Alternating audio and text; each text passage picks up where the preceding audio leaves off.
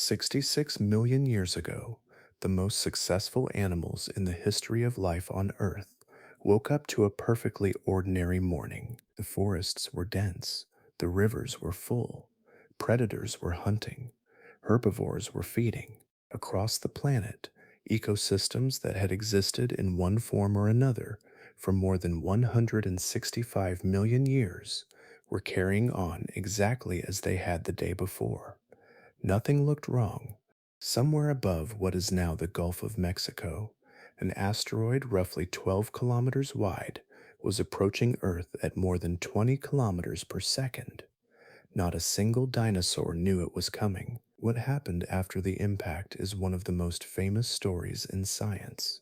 The end of the age of dinosaurs, but there is a part of the story that almost never gets told. Some of the dinosaurs actually survived.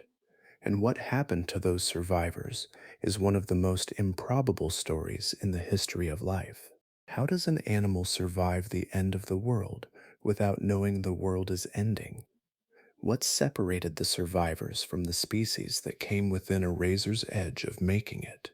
And what did the planet actually look like in the months and years after the impact, when forests were dying, sunlight was fading, and ecosystems were collapsing from the bottom up? In this video, we're following the dinosaurs that survived the worst day in their history.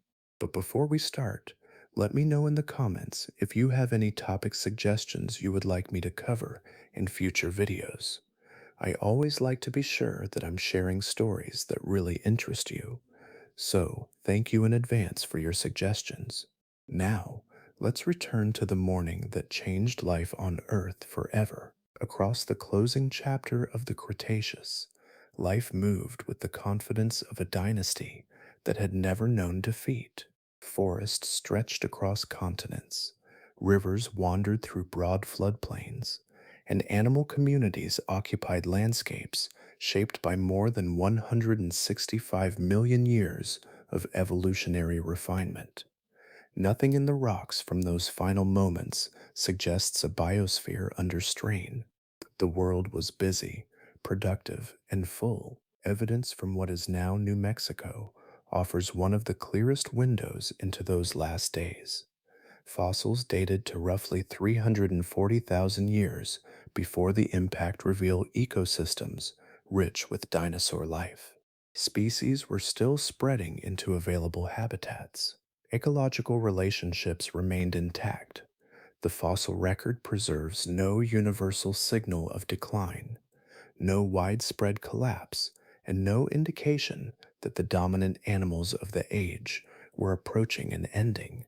At the close of the Cretaceous, somewhere between 628 and 1078 non-avian dinosaur species may have shared the planet. The exact number remains uncertain, yet the broader picture is remarkably consistent. Diversity was holding steady. Dinosaurs occupied environments from coastal plains to inland forests, from warm equatorial regions to higher latitudes where seasons shaped daily life. North America alone supported an extraordinary assembly of animals. Tyrannosaurus rex moved through floodplain ecosystems as a top predator. Triceratops browsed among vegetation with its distinctive horned skull. Ankylosaurus carried armor across its back like a living fortress. Edmontosaurus traveled in large herbivorous groups, while Pachycephalosaurus navigated the same landscapes with its thickened dome-shaped head. Each species existed within a network of countless interactions involving food, territory, reproduction, and survival. Above these communities, the air belonged to creatures of astonishing scale. Quetzalcoatlus possessed a wingspan approaching 10 meters, which is about 33 feet, making it the largest known flying animal in Earth's history. It shared the skies with many bird species, some adapted to coastlines, others to forests, and still others to freshwater habitats scattered across the continents. Far beyond the shoreline, marine ecosystems flourished with equal complexity. Mosasaurs reached lengths of roughly 17 meters, which is about 56 feet, patrolling ancient seas as dominant predators. Ammonites drifted through ocean waters in countless forms, descendants of a lineage that had already endured four previous mass extinctions. Their spiral shells appeared in habitats ranging from shallow coastal environments to deeper marine realms. Plant life was undergoing changes of its own. Flowering plants had expanded dramatically during the later Cretaceous and were reshaping ecosystems on a global scale. Ferns remained abundant. Conifers still formed major components of many forests. Flowering species added new layers of ecological opportunity, creating increasingly intricate relationships with insects and other animals. Taken together, these systems formed one of the most interconnected worlds Earth had ever produced. Energy moved through food webs of extraordinary depth. Species adapted to one another across spans of time difficult to comprehend. Life had achieved a richness built over millions upon millions of years. The animals living through those final days were not remnants waiting for replacement. They were participants in a thriving world, carrying on beneath familiar skies, unaware that history stood only a brief distance away. At a speed beyond ordinary comprehension, a mountain sized object crossed the final stretch of space, separating Earth from catastrophe. Measuring somewhere between 10 kilometers, which is about 6.2 miles, and 15 kilometers, which is about 9.3 miles.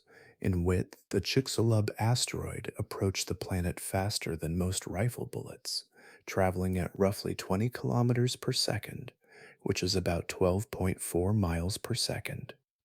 Its destination lay beneath the waters of what is now the Yucatan Peninsula. When impact came, rock, ocean, and atmosphere were compressed into a moment so energetic that comparison becomes difficult. Estimates place the released energy in the range of billions of nuclear weapons detonating together. For the creatures living through that morning, there was no meaningful distinction between impact and apocalypse. The collision excavated a crater approximately 200 kilometers across, which is about 124 miles across. Its depth reached about 12 miles. No other confirmed impact structure from the last 500 million years rivals its scale. Layers of Earth's crust folded, fractured, and surged outward as immense forces rippled through the planet. Ground motion spread across surrounding regions with extraordinary violence. Shock waves raced outward through a radius of roughly 1,500 kilometers, which is about 932 miles. Forests near the impact zone collapsed under the force. Earthquakes likely reached magnitudes between 10 and 11, far beyond anything recorded in human history. In distant locations, sediments sloshed across seafloors and shorelines as the planet itself shuddered. Even these effects represented only part of the unfolding disaster. Material blasted from the crater was hurled high above the atmosphere and scattered across the globe. Countless fragments eventually fell back toward Earth. During re entry, friction heated the surrounding air on a planetary scale. For several hours, the upper atmosphere became a source of intense thermal radiation. Animals exposed in open landscapes faced conditions few organisms could endure. The danger arrived from above, carried not by flame fronts sweeping through forests, but by radiant heat spreading across enormous distances. Exposed skin, scales, and feathers absorbed that energy directly. Survival during those first hours depended less on strength than on immediate protection from the sky itself. This created the earliest filter of the Cretaceous Paleogene extinction. Geography became destiny. The location occupied at the instant of impact shaped the chances of living through the day. Creatures sheltered underground gained a temporary advantage. Others found protection within caves, deep crevices, riverbanks, or bodies of water substantial enough to buffer the thermal pulse. Large dinosaurs faced severe limitations. A Tyrannosaurus rex could not disappear into a burrow. Massive sauropods lacked access to shelters capable of enclosing their bodies. Large ceratopsians carried impressive defenses against predators, yet armor and horns offered no defense against atmospheric heating on a continental scale. Distance from the impact site also mattered. Many regions of Earth lay far enough away that substantial numbers of animals escaped the immediate destruction. Across those landscapes, dinosaurs remained alive after the first day had passed. Their world had been transformed in an instant, yet many still walked, fed, and searched for shelter beneath altered skies, unaware that survival through the opening hours was only the beginning of a much longer trial. Death did not arrive for the largest dinosaurs as a single moment. For many of them, it unfolded across days, then weeks, then stretches of time measured in dwindling opportunities. The impact had already passed. The ground had stopped shaking. Survival through the first catastrophe offered no guarantee of survival through what followed. The first signs appeared in the plants. Leaves still hung from branches in some places. Stems and roots remained in the soil. At a glance, portions of the landscape could seem unchanged. Yet, the process sustaining those living tissues had begun to fail. Sunlight reaching the surface fell dramatically as dust and aerosols spread through the atmosphere. Photosynthesis weakened across much of the planet, and the flow of new growth slowed with it.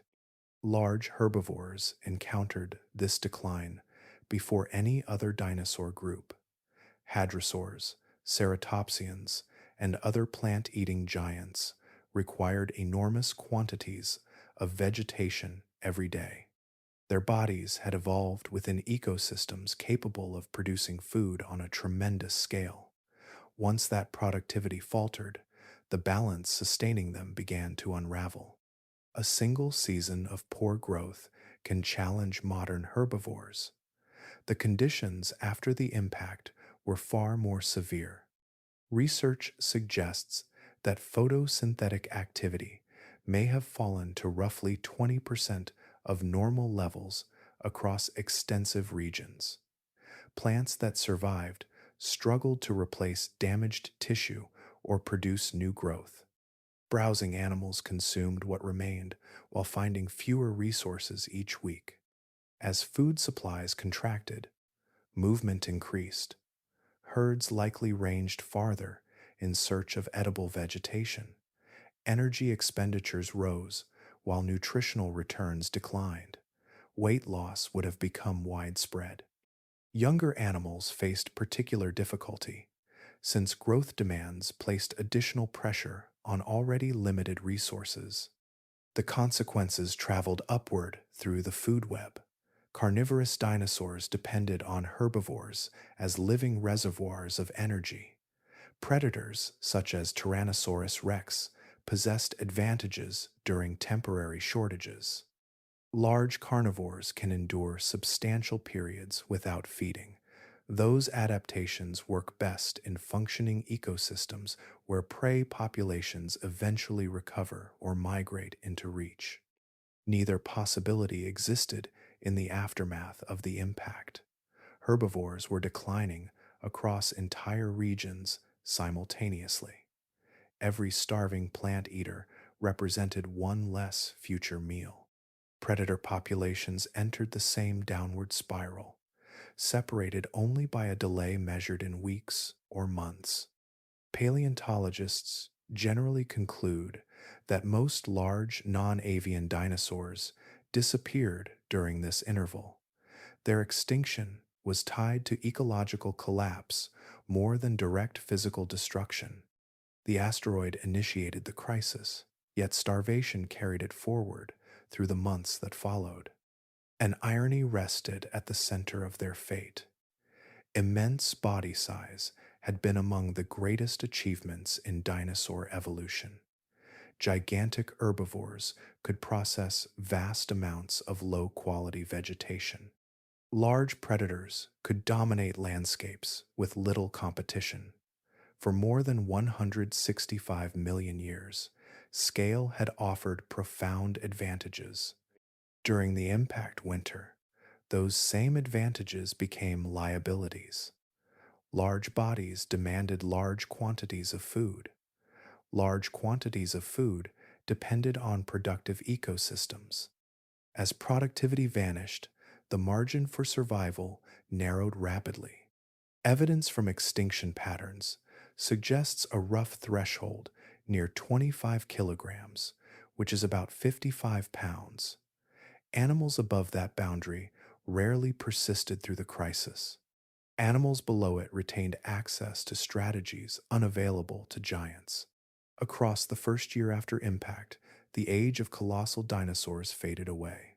Their departure was gradual, carried forward by hunger, until the great herds and their predators no longer moved across the recovering world. Among the final dinosaur holdouts, the most intriguing were not the giants fading from the landscape, but the smaller hunters and foragers that seemed unusually well equipped for hardship.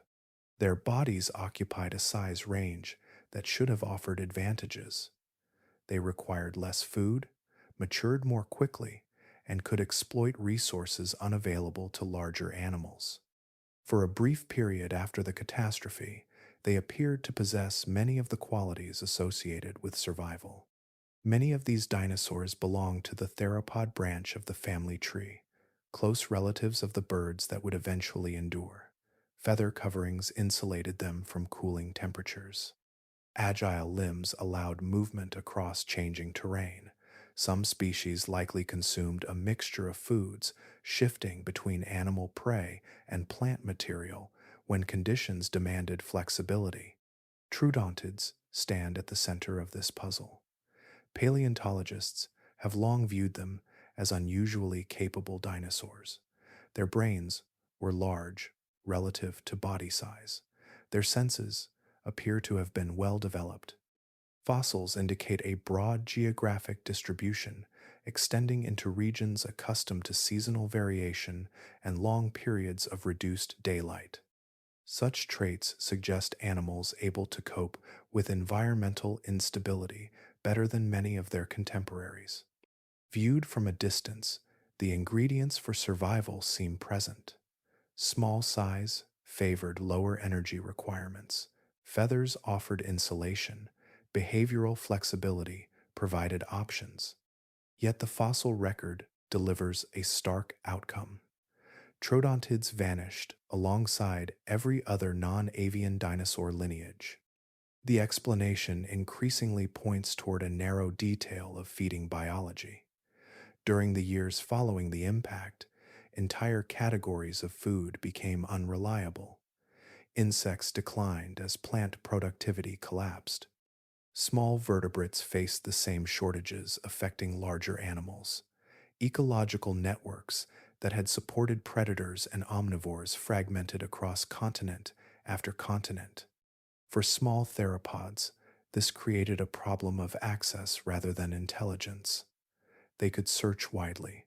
They could adapt behavior. They could exploit different prey when prey remained available.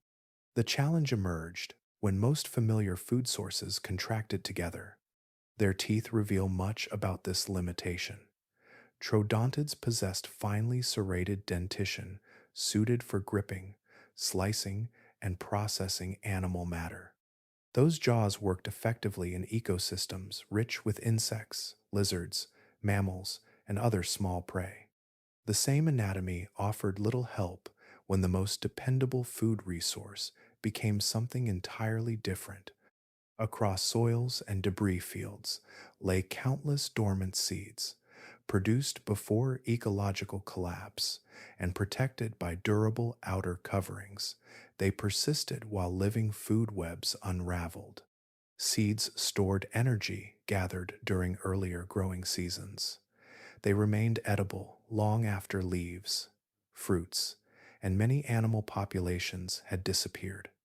Accessing that resource required specialized feeding equipment, crushing, cracking, and processing hard plant material demands structures that small predatory theropods did not possess. Their bodies carried many advantages, yet those advantages connected them to food chains that were fading away. As months passed, the distinction grew increasingly important. The smallest non avian dinosaurs likely outlasted many larger species.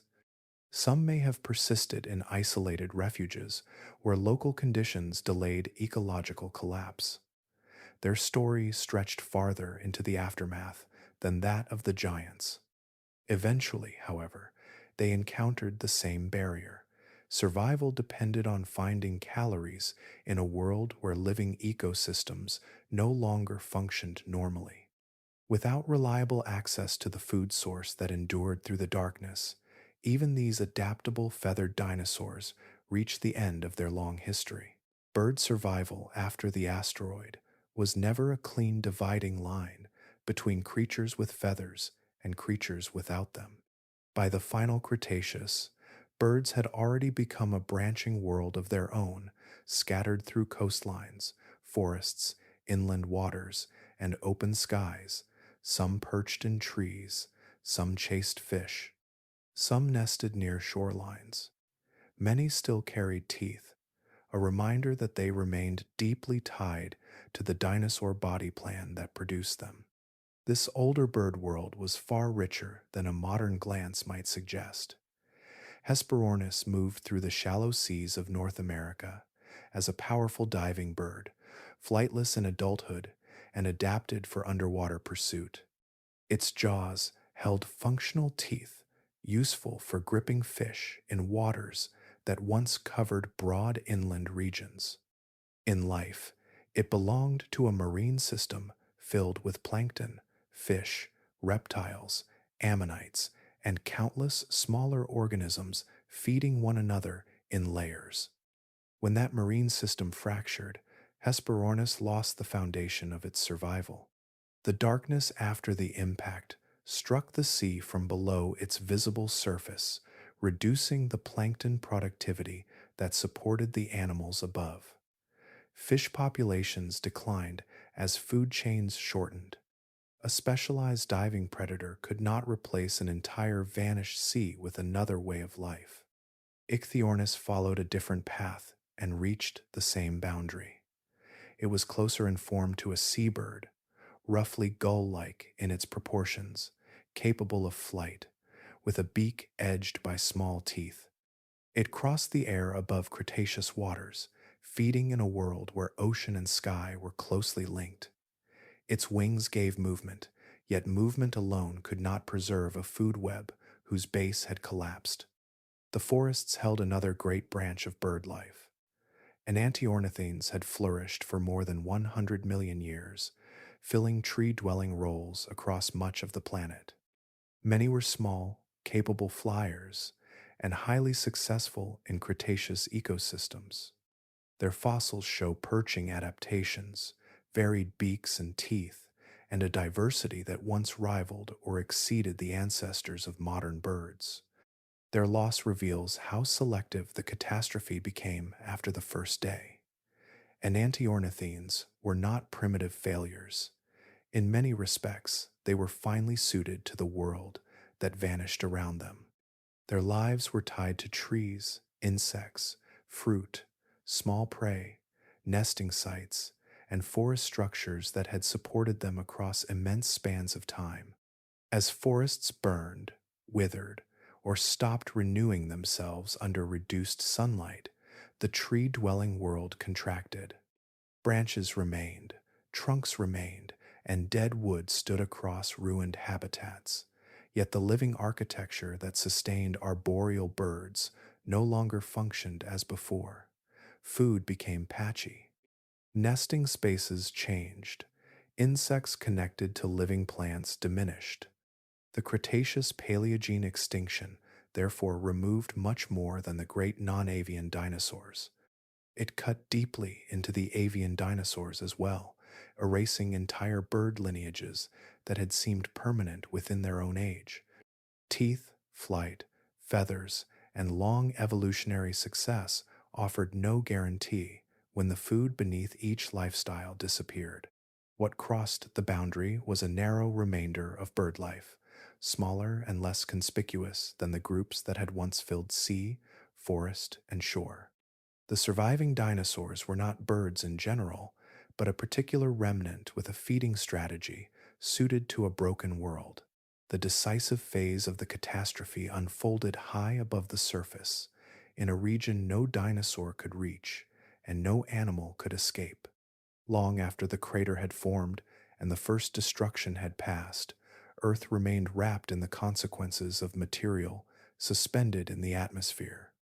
The impact launched immense quantities of dust, soot, sulfur-bearing compounds, and pulverized rock skyward. Much of this debris entered the stratosphere, where weather systems could not quickly wash it away. There it lingered, spreading around the globe and forming a veil between the surface and the Sunday. The effect was not a brief darkening measured in days. It became a planetary interruption lasting years. Recent research indicates that sunlight reaching the ground may have fallen to roughly 20% of normal levels across much of the world. For plants, this reduction represented far more than dim conditions. Photosynthesis depends upon a continuous flow of light energy. When that flow weakened dramatically, growth slowed, reproduction faltered, and entire ecosystems began losing the process that powered them. Many plants did not perish immediately. Leaves persisted for a time. Roots remained anchored in soil. Forests and plains still carried the physical shapes of living landscapes. Yet, the biological engine supporting those forms was failing. Existing tissues survived on stored resources, while replacement growth became increasingly difficult. Temperature added another layer of stress. Global averages may have fallen by as much as 28 degrees Celsius or 82 degrees Fahrenheit within a remarkably short period. Such a change would have transformed regional climates with extraordinary speed. Habitats shaped by warmth entered unfamiliar conditions before most organisms had any opportunity to adapt. The sequence that followed was ecological rather than instantaneous. Plant communities weakened first. Herbivores consuming those plants encountered shrinking food supplies. Predators remained alive for a while longer, drawing upon prey populations already under pressure. Carrion feeders benefited briefly from the abundance of dead animals, though even that resource eventually diminished. Each stage removed another layer from the living world. Large plant eaters disappeared in growing numbers. Predatory species followed as their food base contracted. Specialized animals suffered whenever the particular organisms they depended upon became scarce. Generalists endured longer, though endurance alone could not restore a broken food web. The process resembled the gradual removal of supporting beams from a structure built over millions of years. One loss exposed another weakness. One disappearance reduced opportunities for countless other species. Ecological connections that had once seemed permanent unraveled link by link. Scattered refuges likely existed, freshwater environments, sheltered valleys, protected wetlands, and isolated pockets of surviving vegetation may have sustained some dinosaur populations longer than others. In those places, fragments of the old world persisted while much of the planet changed around them. Even these refuges remained connected to the same atmosphere. The diminished sunlight reached every continent. The altered climate extended across oceans and inland regions alike. Months passed, then more months. For some survivors, perhaps a year or two remained possible. The broader trend never reversed quickly enough. The impact winter functioned as a prolonged filter operating day after day. It did not eliminate life through a single blow. It reduced energy entering ecosystems. then allowed ecological consequences to travel outward through every connected living thing until the last non avian dinosaurs finally disappeared from Earth. A forest can lose its leaves, its canopy, and much of its living activity while still holding traces of future life beneath the surface. During the years when sunlight struggled to reach the ground, one of the most important biological resources on Earth was often overlooked, scattered through soil, trapped inside fallen fruit, or resting among layers of decaying plant matter. Seeds had been accumulating long before the asteroid arrived. Every growing season added new deposits to the landscape. Flowering plants produced them in enormous numbers. Some remained exposed on the ground. Others became buried by weather, sediment, or leaf litter. Many entered dormant states, capable of lasting far beyond the lifespan of the parent plant that created them. This distinction proved critical.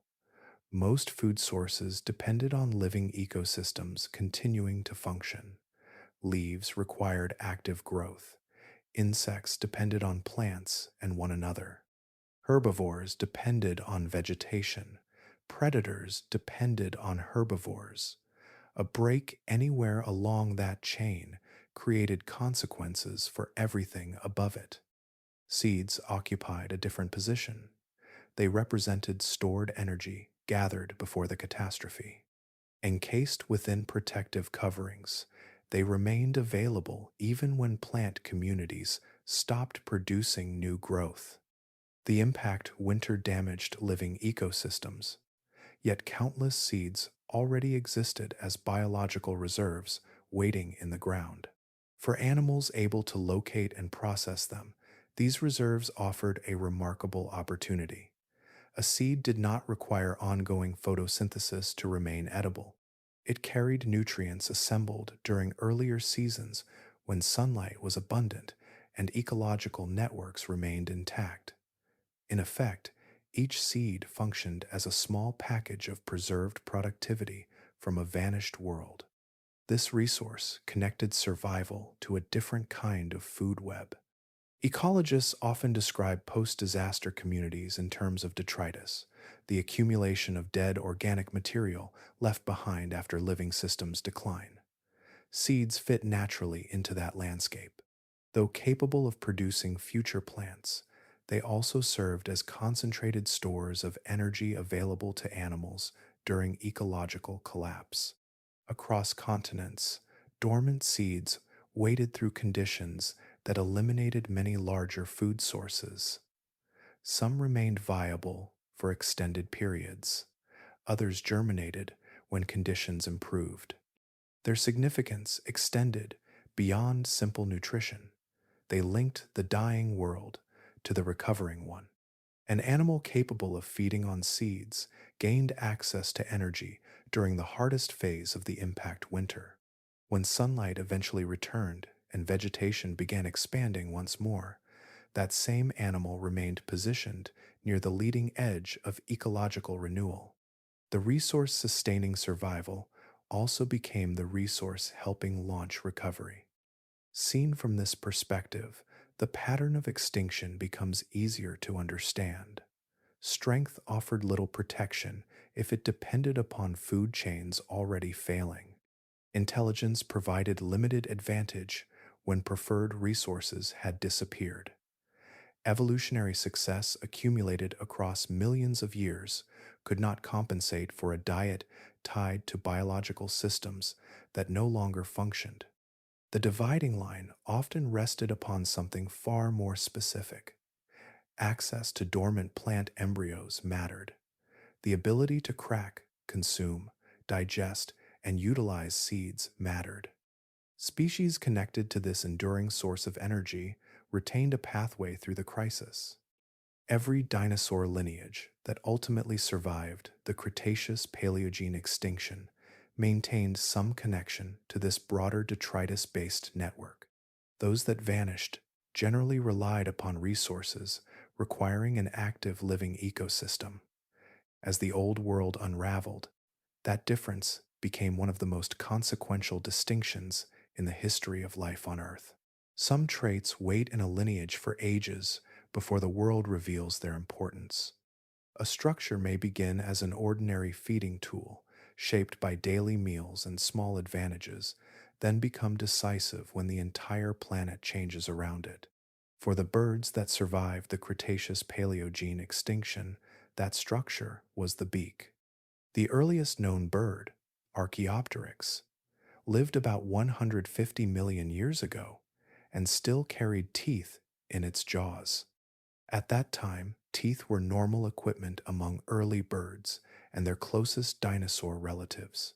They gripped prey, handled small animals, and reflected an ancestry deeply connected to predatory theropods. Across later bird evolution, some lineages began moving along another path. Between roughly 85 million and 65 million years ago, certain groups reduced or lost their teeth as their diets shifted toward plant material, fruits, and seeds. Jaw bones changed shape. Developmental pathways altered the way faces grew. The beak became more than a covering. It became a new feeding instrument. This transformation required no knowledge of the catastrophe to come. Evolution worked through immediate pressures. A bird that handled seeds more efficiently gained a small advantage in the world it already inhabited. A lighter jaw might aid flight. A beak could help gather, strip, crack, or manipulate food in ways teeth did less efficiently. Across generations, these ordinary advantages accumulated. By the final Cretaceous, toothed birds and toothless beaked birds shared the planet. They were not separated by obvious superiority. Toothed seabirds still crossed coastal skies. Tree-dwelling lineages remained diverse. Beaked birds occupied more modest roles in many ecosystems. All belonged to living communities that seemed stable enough to continue.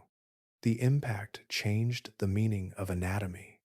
Foods connected to active ecosystems began disappearing. Fish declined as marine food webs faltered. Insects and small animals became unreliable across disrupted habitats. Fruits and fresh plant growth depended on living vegetation that could no longer maintain normal productivity under the dimmed sky. Seeds remained. They were small, durable, and packed with energy gathered during earlier seasons. Many lay in soil or in the debris of damaged plant communities. Their outer coverings protected them through conditions that devastated leaves, flowers, insects, and prey animals. A toothless beak could meet that resource directly. It could pick, husk, crack, crush, and swallow hard plant material. Different beak shapes performed these tasks in different ways, yet the basic advantage was access. A bird equipped for seeds could draw food from a storehouse created before the disaster. Teeth did not provide the same pathway. The teeth of many extinct birds were suited for gripping fish, catching insects, or handling prey. They belonged to diets that required living food webs to keep supplying those meals. When those networks failed, tooth-bearing jaws became tools fitted to a vanished economy. The difference was small in structure and immense in consequence. A skull feature that had evolved across millions of years for ordinary dietary reasons became, within the aftermath of the asteroid, a survival device. It did not make the survivors powerful. It made them compatible with the food that endured. In that narrow alignment, the dinosaur lineage found its thread through extinction. The beak had arrived before its greatest test, carrying no prophecy, only a shape made useful by chance. There are moments in evolutionary history when an entire lineage seems to balance on the edge of disappearance. The fossil record often compresses those moments into thin layers of stone, making them appear brief and inevitable. From within the living world itself, however, they were neither brief nor inevitable. The surviving birds that crossed the Cretaceous Paleogene boundary did not move into the future with certainty. They reached it through one of the narrowest bottlenecks known in the history of vertebrate life. The extinction did not spare birds as a group, it devastated them. Across the closing chapters of the Cretaceous, bird diversity had expanded into coastlines, forests, inland waterways, and open oceans. Numerous lineages had evolved specialized ways of feeding, nesting, and moving through their environments. When the planetary crisis unfolded, most of those lineages vanished alongside the non-avian dinosaurs. The enantiornithins were among the greatest losses. For more than 100 million years, they had occupied a remarkable range of ecological roles and had become one of the dominant bird groups on Earth. Their success offered no protection. Every known branch of that lineage ended.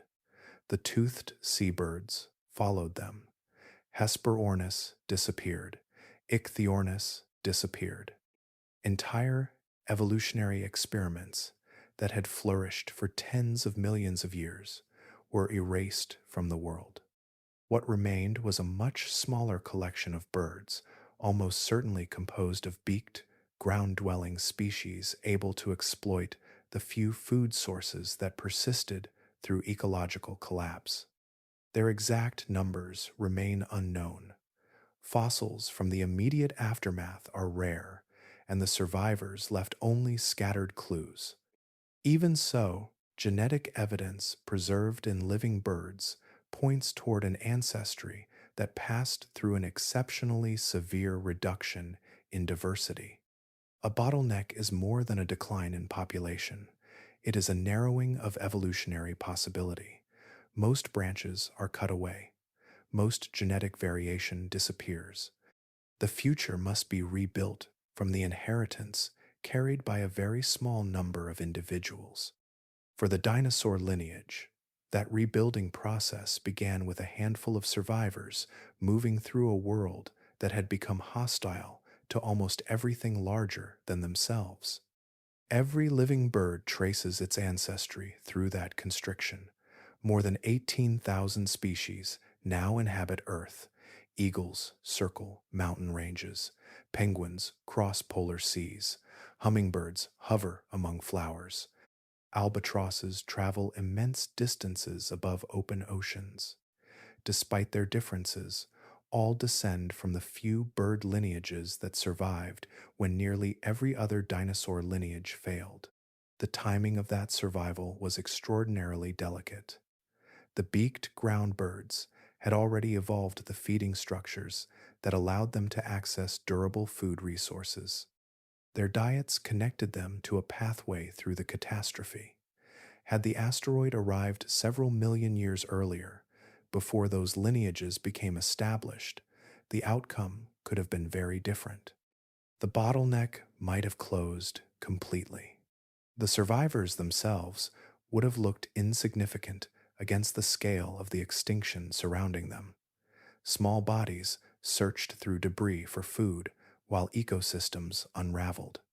Nothing about them suggested future dominance, yet the continuation of the dinosaur story depended entirely on their persistence. The lineage came close to ending. Instead, it passed through a thread so thin that it is difficult to imagine, carrying the future of every bird that would ever live. A lineage can survive extinction and still find itself living inside a world that barely functions. Crossing the boundary was only the beginning. The birds that endured the catastrophe inherited no thriving landscape, no immediate recovery, and no clear path forward. They entered a planetary aftermath unlike anything their ancestors had experienced during the previous 165 million years. Across much of Earth, the familiar structure of ecosystems had been stripped away. Forest canopies that once moderated temperature, sheltered insects, and produced seasonal harvests were damaged or gone. Rivers still flowed, and winds still crossed the continents, yet the biological richness that had filled those places had been drastically reduced. Many regions were covered with debris from collapsing ecosystems, remnants of plants and animals that had not made it through the first stages of the disaster. Food had become the central challenge. Large predators had vanished from the landscape, but their absence offered little advantage. An empty world is not necessarily a welcoming one. Every surviving organism faced the same underlying problem: finding enough energy to remain alive while primary productivity remained crippled. The birds that persisted relied on behaviors that had evolved long before the asteroid arrived. They searched through soil, leaf litter, and ground debris, probing for seeds left behind by plants that were now dead or dying. The actions themselves were ordinary. Their importance had changed completely. A feeding strategy that once occupied a modest ecological role had become one of the few dependable ways of obtaining nourishment. For month after month, survival revolved around these scattered reserves. Seeds represented stored sunlight from a previous world. They had been produced before the catastrophe, before photosynthesis faltered, before ecological networks began unraveling. Each surviving cache carried energy forward into an era when little new energy was entering terrestrial food webs. Research indicates that the collapse of photosynthesis persisted for roughly 1 to 2 years in its most severe phase. During that interval, many ecosystems operated far below their former capacity. Recovery began gradually, unevenly, and at different rates across different regions. For the birds living through it, there would have been no visible boundary separating disaster from recovery. Conditions improved incrementally, one season blending into the next. Geography played a continuing role. Some locations retained greater stores of seeds than others. Certain habitats preserved food longer. Small differences in local conditions could determine whether a population endured or disappeared. Two groups of similar birds, separated by only a modest distance, might face entirely different outcomes depending on the resources available beneath their feet. Chance, therefore, remained woven into survival. The beak provided access to the correct food source, yet access alone did not guarantee success. Suitable habitat still had to exist. Enough seeds still had to remain. Predation, weather, disease, and competition still exerted pressure on populations already reduced to small numbers. The survivors were neither conquerors nor beneficiaries of a recovering world. They were participants in a prolonged endurance trial, living through years when life itself operated under severe constraints. Their persistence emerged from a combination of anatomy, behavior, location, and circumstance. Day after day, they continued searching the ground for nourishment, carrying the dinosaur lineage through one of the harshest intervals in its history until the planet gradually became capable of supporting abundance once again. Few branches of the dinosaur family tree come closer to survival than the Troodontids. Their story lingers at the edge of the extinction boundary, like a path that almost remained open. Among the many creatures lost during the Cretaceous-Paleogene extinction, they possess one of the strongest cases for persistence, at least when viewed through the lens of anatomy, behavior, and ecology. Troodontids were not giants trapped by immense food requirements. They were relatively small animals, covered in feathers, and equipped for active lives.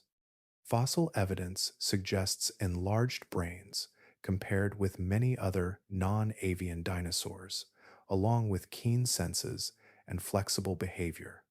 Some species occupied high-latitude regions where seasonal darkness already shaped annual life cycles. On the surface, these traits seem almost tailored for enduring environmental disruption. A troodontid standing in the months after the asteroid impact, would have possessed several apparent advantages. Feathers helped retain body heat, a modest body size reduced energy demands. Behavioral flexibility offered opportunities to exploit changing conditions. Unlike the largest dinosaurs, these animals were not immediately trapped by their own scale. They occupied a category that, according to many expectations, should have contained survivors. The difficulty emerged from a feature far less conspicuous than feathers or brain size.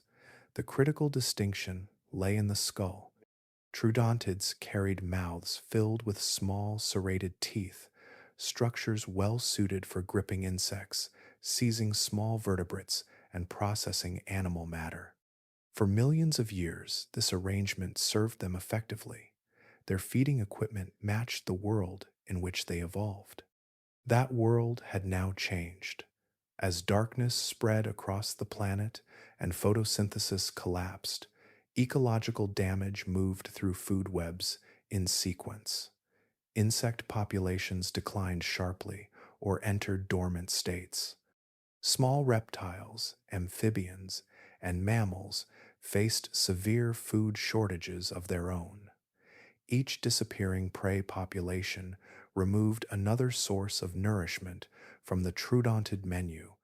A hunter can only succeed when prey remains available. Even a versatile predator eventually encounters limits when every level beneath it contracts at the same time. The problem facing Troodontids was therefore not intelligence, mobility, or insulation. It was access to calories during a prolonged ecological crisis. Nearby, another group of feathered dinosaurs possessed a tool that changed everything. Certain early birds carried toothless beaks capable of cracking, crushing, and processing seeds. Those seeds represented concentrated stores of energy created before the catastrophe. While living ecosystems deteriorated, dormant seeds remained scattered through soils and debris, waiting for animals capable of using them. The contrast was subtle in appearance, yet enormous in consequence. A beaked bird could exploit a food source that persisted through the darkest phase of the impact winter. A troodontid equipped with serrated teeth remained tied to prey populations that were disappearing. Millimeters of skull anatomy translated into radically different survival prospects. Seen from a distance of 66 million years, the outcome can appear inevitable. Up close, it looks extraordinarily fragile. Troodontids possessed many of the traits often associated with resilience, yet resilience alone proved insufficient. Their fate hinged on a small anatomical difference shaped long before the asteroid arrived. A feeding structure shorter than a human hand ultimately influenced which feathered dinosaurs vanished, and which continued carrying the dinosaur lineage into the age that followed. The return began so gradually that no living creature could have marked the exact day it started. After long stretches beneath a dimmed sky, light increased by small increments. Each sunrise carried a little more brightness than the one before. High above, the particles that had transformed the atmosphere were settling out of the stratosphere, allowing energy from the sun to reach the surface once again. For a long interval, Earth had existed in a state unlike anything experienced during the age of dinosaurs. Photosynthesis had been suppressed, food webs had fractured, and countless species had disappeared. As conditions improved, life did not immediately return to its previous form.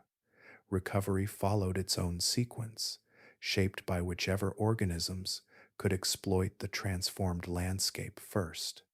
One of the clearest signs appears in the fossil pollen record. Directly above the layer marking the Cretaceous-Paleogene extinction, scientists repeatedly find evidence of a dramatic increase in fern spores. This phenomenon is known as the fern spike. Across multiple continents, the pattern emerges with remarkable consistency, recording a burst of fern growth In the aftermath of ecological devastation, ferns possessed characteristics perfectly suited to disturbed environments. Their spores dispersed efficiently and required little time to establish new colonies. Ground stripped of complex vegetation became available for rapid occupation. Hillsides, floodplains, river margins, and open clearings that had recently supported intricate ecosystems now hosted spreading carpets of fern growth. Green returned first through these resilient pioneers. As sunlight continued strengthening, another transformation unfolded beneath the soil. Seeds that had endured the darkest years remained present in enormous numbers. Many belonged to flowering plants whose ancestors had already become important components of late Cretaceous ecosystems. During the impact winter, those seeds persisted in dormancy, carrying stored energy from a vanished world. With improving conditions, they began to germinate. The landscapes that emerged differed fundamentally from those that had existed before the extinction. For 165 million years, large herbivorous dinosaurs had shaped vegetation through feeding, migration, trampling, and nesting activity. Their influence extended across forests, wetlands, and plains. Every generation of plants evolved within ecosystems containing these enormous consumers. That influence had disappeared. No herds of hadrosaurs moved across floodplains. No ceratopsians cropped vegetation at ground level. No giant sauropods reached into upper canopies.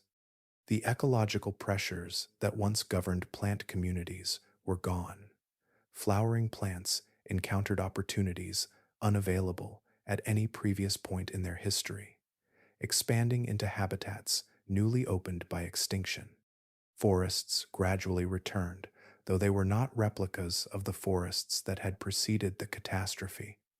Species composition shifted. Ecological relationships changed. Entire communities assembled from survivors and descendants rather than from the dominant forms of the late Cretaceous. Earth was becoming green again, yet the structure of life had been permanently altered. Among these regenerating landscapes moved the birds that had endured the bottleneck. Their ancestors had survived starvation, darkness, and ecological collapse. Now they entered habitats filled with opportunity unavailable during the years of crisis. Branches spread where barren ground had stood. Seeds produced seedlings. New forests expanded outward.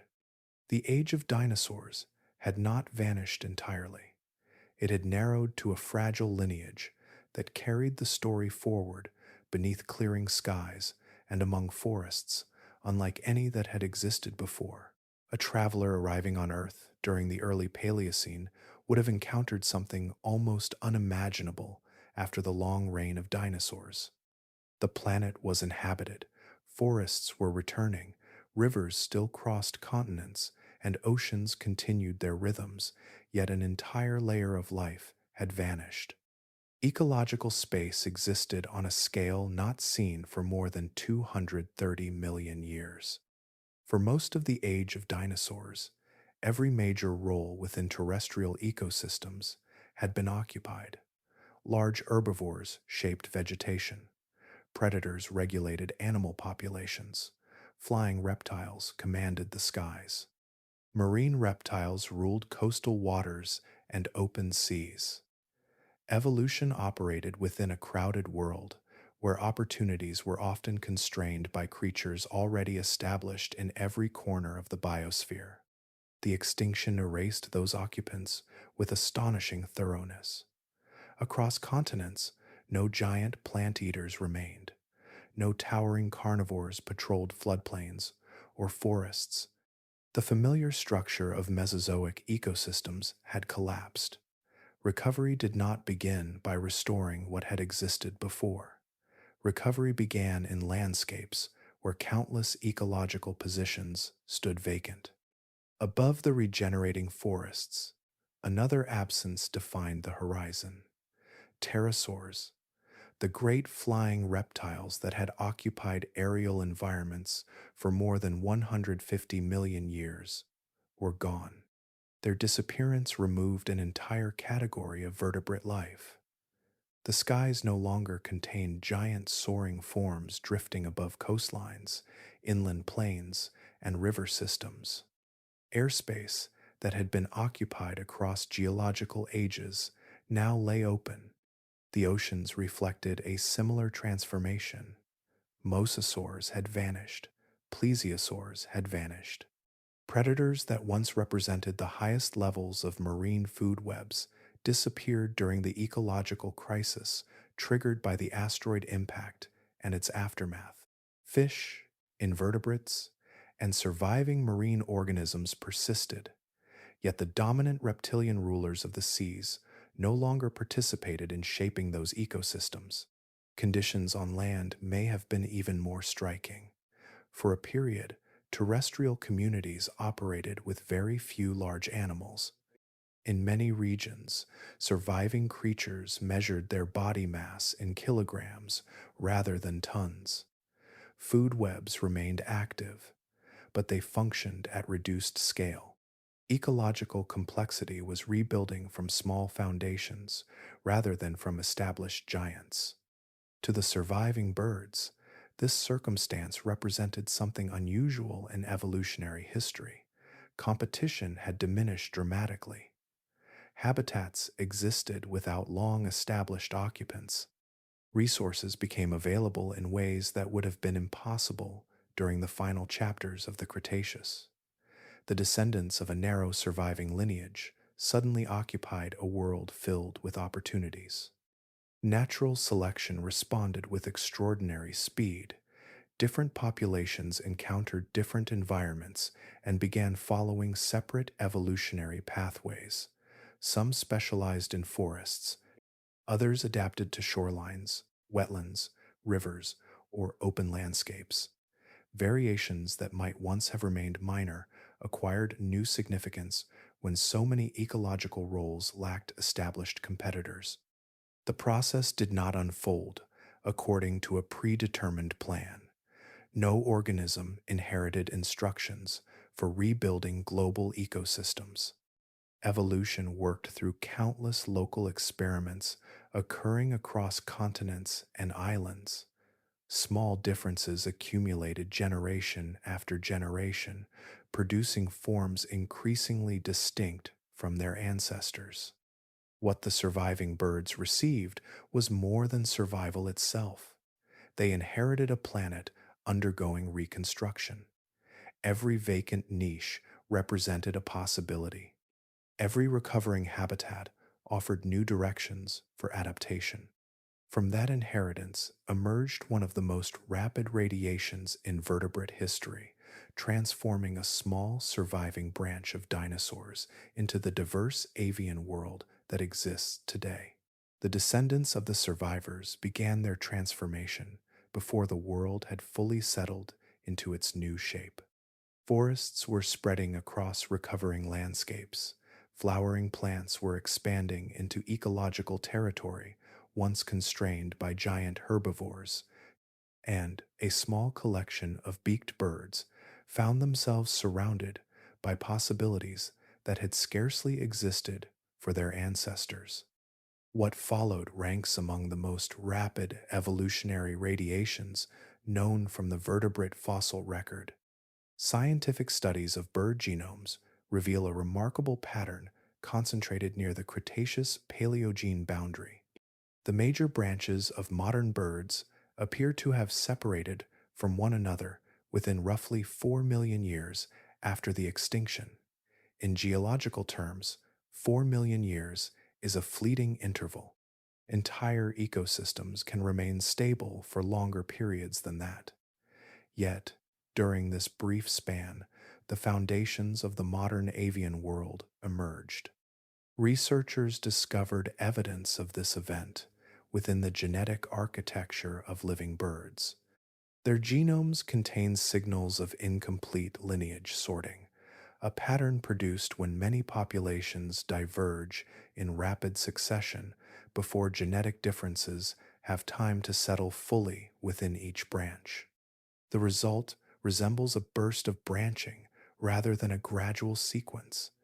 Numerous lineages appear to have split from one another within a relatively compressed period, creating a tangled genetic signature that reflects extraordinary evolutionary speed. The cause was rooted in opportunity. Airborne habitats once occupied by pterosaurs remained available. Tree-dwelling roles abandoned by extinct bird groups stood vacant. Coastal environments, shorelines, estuaries, river systems, and offshore waters contained ecological positions whose former occupants had vanished. Evolutionary barriers that had existed for tens of millions of years suddenly disappeared. The survivors themselves were modest creatures. Their ancestors had endured catastrophe through diets connected to durable food resources and through anatomical traits that happened to match the demands of a collapsing world. Once environmental conditions improved, those same lineages no longer remained confined to a narrow way of life. Natural selection began shaping descendants toward many different solutions. Beaks became tools of diversification. Some lengthened and narrowed for probing into mud and shallow water. Others strengthened into crushing instruments, capable of breaking shells and hard food items. Certain lineages developed hooked forms suited to capturing prey. Additional branches evolved delicate structures adapted for picking insects from leaves, bark, flowers, and the air itself. Each modification opened access to resources unavailable to neighboring populations. Differences accumulated generation after generation.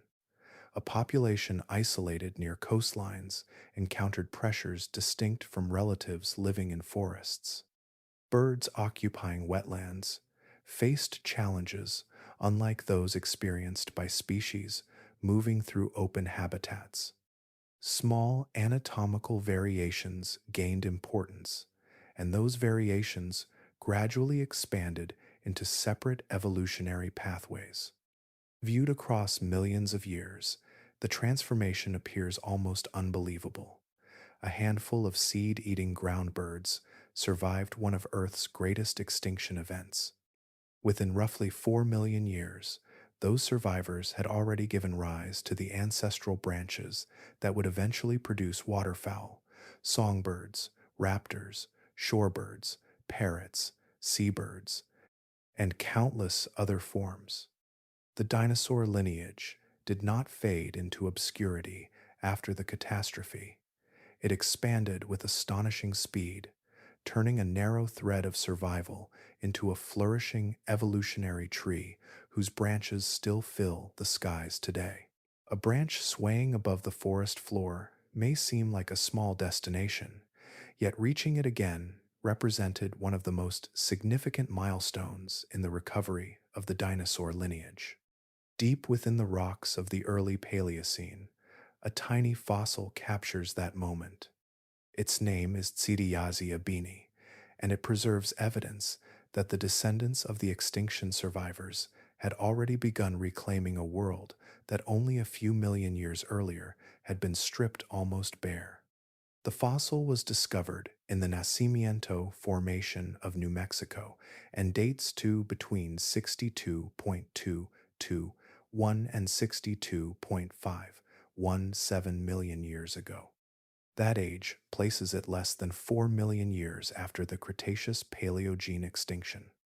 The interval sounds substantial in human terms, yet on the scale of evolutionary history, it is astonishingly brief. Entire ecosystems had collapsed, recovered, diversified, and begun establishing new patterns within that span. Sidiazi was a small bird, roughly comparable in size to a modern nuthatch. Nothing about its dimensions suggested dominance.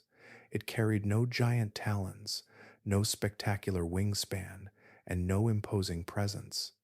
Its importance lay in a set of foot bones whose shape revealed a familiar behavior. They were adapted for grasping branches. This animal was living among trees, moving through the canopy with the confidence of a lineage already comfortable above the ground. That single detail carries profound implications. For a bird to live in trees, forests first had to return. The impact winter had devastated plant communities across much of the planet. Recovery began with ferns, then flowering plants spread across landscapes no longer controlled by giant herbivores. Forests gradually expanded, trunks thickened, branches multiplied, and layered habitats reappeared. By the time Tsidi Yaji lived, enough woodland existed to support a genuinely arboreal bird. Its existence also demonstrates how quickly the surviving dinosaur lineage diversified. The ancestors that endured the extinction had relied heavily on life at ground level. Seeds scattered through soil and debris provided one of the few dependable food sources during the years of ecological collapse. Those survivors had persisted in a harsh world defined by scarcity. Their descendants were now exploring entirely different environments. The symbolism becomes even more striking when viewed against the birds that came before. During the Cretaceous, tree-dwelling habitats were occupied by enantiornithines, a highly successful group that flourished for more than 100 million years. They vanished completely at the extinction boundary. Their forests disappeared, and their evolutionary story ended. When forests returned, the branches were occupied by different descendants of the dinosaur family tree. The discovery of Sidiazi also altered scientific understanding of modern bird evolution. Its age pushed the minimum divergence dates of numerous major bird lineages deeper into the early Paleocene. At least 9 important branches of the modern avian radiation must already have existed by this time. Genetic studies had hinted at an exceptionally rapid diversification. This fossil provided physical confirmation within the rock record itself. A small bird perched among Paleocene branches may seem far removed from the catastrophe that preceded it, yet Sidi Iazi stands as evidence that the dinosaur lineage had moved beyond mere survival. Less than 4 million years after the world nearly lost dinosaurs entirely, one of their descendants was sitting in a tree again, occupying a place that extinction had emptied and evolution had reclaimed. Among the countless fossils preserved around the Cretaceous-Paleogene boundary, one contrast remains especially difficult to ignore. On one side stand the birds, whose descendants still fill the skies today. On the other stand their close dinosaur relatives, animals that shared so many of the same traits that separating them can sometimes feel like examining variations on a common theme. The deeper paleontologists investigate that divide. The narrower it appears, Troodontids, small dromaeosaurs, and oviraptorosaurs were not distant experiments unrelated to birds. They occupied neighboring branches of the dinosaur family tree. Their bodies carried feathers. Many possessed elevated metabolic rates. Several lineages were lightly built and agile. Evidence from bone structure suggests active lifestyles, while discoveries from polar regions indicate some could tolerate long periods of seasonal darkness. Viewed through the lens of broad adaptation, they seem surprisingly well equipped for hardship. A natural expectation follows from those observations. If small size, insulation, mobility, and behavioral flexibility offered advantages during environmental catastrophe, at least some of these animals might be expected to have endured. Their disappearance, therefore, presents one of the most intriguing puzzles associated with the extinction event. The surviving birds possessed all of those characteristics as well, yet they carried an additional feature whose significance only became apparent after disaster struck. They had toothless beaks capable of handling food sources that remained available when much of the living ecosystem collapsed. Prior to the asteroid impact, that distinction may have appeared minor. During the impact winter, it became decisive. The contrast is striking because the feature itself was not dramatic. A beak occupies only a small portion of the skull. It lacks the visual grandeur of wings, claws, speed, or intelligence. Nevertheless, evolutionary history often turns on details that seem unremarkable before circumstances change. A structure shaped over millions of years for ordinary feeding behavior became linked to survival when familiar ecological relationships vanished. This is where the story becomes less about superiority and more about contingency. The birds that survived were not universally stronger, faster, or more advanced than every feathered dinosaur around them. Many extinct relatives possessed impressive adaptations of their own. Survival emerged from the intersection between existing anatomy and an environmental crisis unlike anything their lineage had previously encountered. Imagine the timing involved. Long before the asteroid appeared, evolutionary processes had already produced bird groups experimenting with tooth reduction and specialized beaks. Those changes unfolded within stable ecosystems and under ordinary selective pressures. Nothing in that history suggests preparation for a global collapse of photosynthesis, widespread food web failure, and years of ecological disruption. Yet, when those conditions arrived, the consequences of earlier evolutionary decisions suddenly became enormous. The haunting quality of this story comes from its fragility. Had evolutionary pathways unfolded slightly differently, had the spread of beaked bird lineages occurred later, or had extinction struck at another moment, the outcome could have changed entirely. The continuation of the dinosaur lineage rested upon a trait that evolved without any knowledge of the catastrophe ahead. Evolution did not anticipate the future. It produced variation, shaped populations, and responded to immediate circumstances. When the asteroid transformed the world, one branch happened to possess the precise tool required for persistence. From that chance alignment came every bird that exists today. The landscape emerging from the extinction was not waiting for a single winner. As forests returned, rivers stabilized, and food webs slowly reassembled, two survivor groups were moving through the same recovering world. One carried feathers and beaks.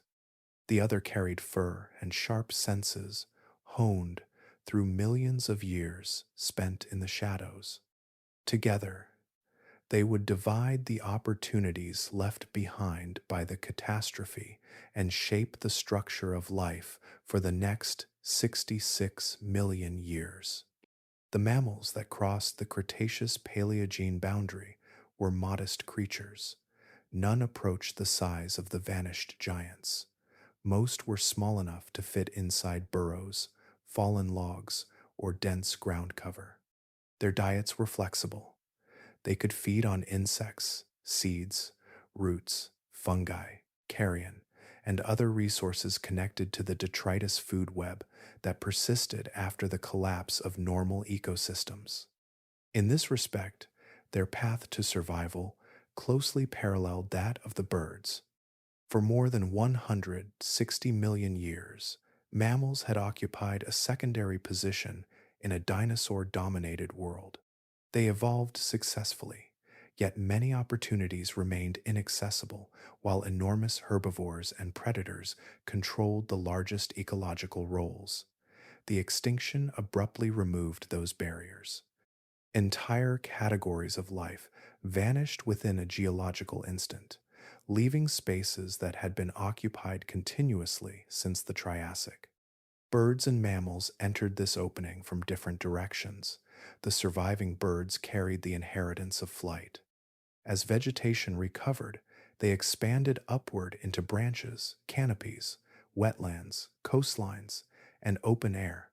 Their descendants experimented with new feeding strategies and body forms. Some became hunters, others specialized in fruits, nectar, fish, seeds, or marine prey. The skies, once shared with pterosaurs, belonged entirely to them. Mammals moved outward across the ground. Early Paleocene species remained relatively small, yet evolutionary change accelerated as ecological opportunities multiplied. Descendants of those survivors began exploring lifestyles that had scarcely existed among mammals before. Some became climbers, others adapted for digging, running, swimming, or pursuit hunting. Lineages that started as generalized survivors gradually transformed into forms that would eventually produce hoofed animals, carnivores, primates, whales, and countless others. A striking feature of this recovery is how little direct competition existed between the two groups during its earliest stages. Birds excelled in aerial movement and tree-based habitats. Mammals found success across terrestrial environments and underground refuges. Their evolutionary expansions often complemented one another. Each group entered regions of ecological space that the other had not yet fully occupied. Through millions of years, that division became one of the defining patterns of modern ecosystems. Birds diversified into the dominant vertebrates of the air, while mammals became the dominant large animals of the land. The arrangement was never planned. It emerged from the circumstances of survival and the opportunities available after the extinction. The world we know still reflects that ancient partition, a hawk circling above a forest and a deer moving through the undergrowth trace their histories to opposite sides of the same catastrophe. Neither lineage inherited certainty. Both began with small survivors navigating a damaged planet one generation at a time. From those humble beginnings came a new Earth, built jointly by the last dinosaurs and the mammals that endured beside them. A traveler stepping into the Paleocene would have recognized very little of the world around them. The extinction had ended one age, yet the replacement was not the modern Earth in an early stage of construction. It was a separate chapter altogether, a biological landscape assembled from survivors and shaped by opportunities that had never existed before.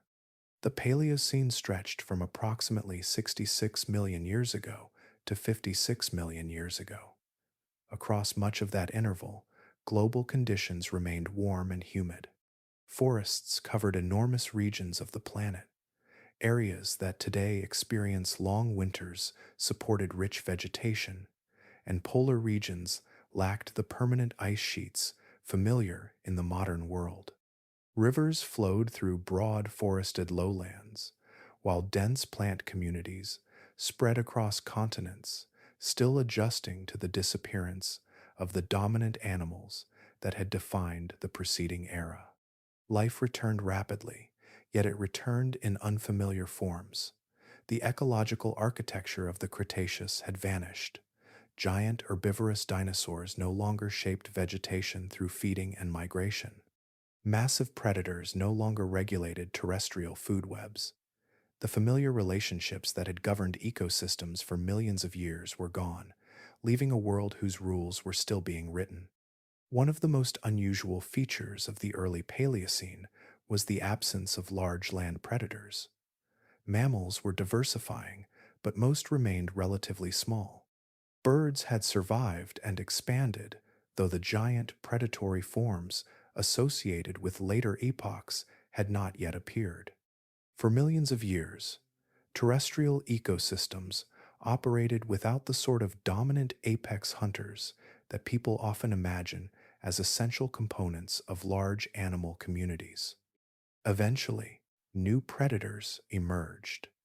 In South America, flightless birds, known as forest racids, evolved into formidable hunters. Some stood more than 2 meters tall, which is about 6.6 feet. Their bodies echoed their dinosaur ancestry in striking ways. Long legs, powerful necks, and large beaks allowed them to occupy ecological positions once filled by entirely different groups. The role had returned, yet the lineage performing it had changed. Mammals followed equally unexpected paths. Among the most important were the condylarths, a collection of early hoofed relatives that appear unusual when compared with modern mammals.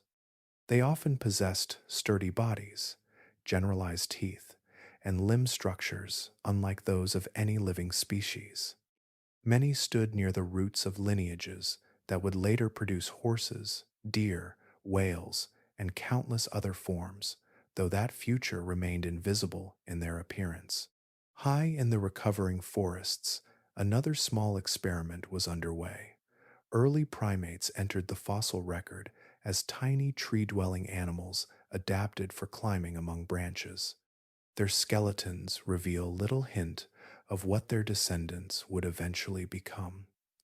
They were one lineage among many, exploring a habitat newly available within forests, transformed by extinction and renewal. The Paleocene, therefore, occupies a distinctive place in Earth's history. It was neither a continuation of the dinosaur world nor a recognizable version of our own. It was a rebuilt planet populated by strange combinations of survivors, each lineage testing possibilities opened by catastrophe. From those experiments emerged the foundations of modern ecosystems, though at the time the future remained completely unwritten. Before forests could shelter birds, before mammals could spread into new territories, before ecosystems could rebuild themselves into anything recognizable, another recovery had to begin. It happened at ground level, in spores, seeds, roots, and shoots. The return of life after the Cretaceous Paleogene extinction began with plants. The collapse of photosynthesis during the impact winter struck at the foundation of nearly every food web on Earth.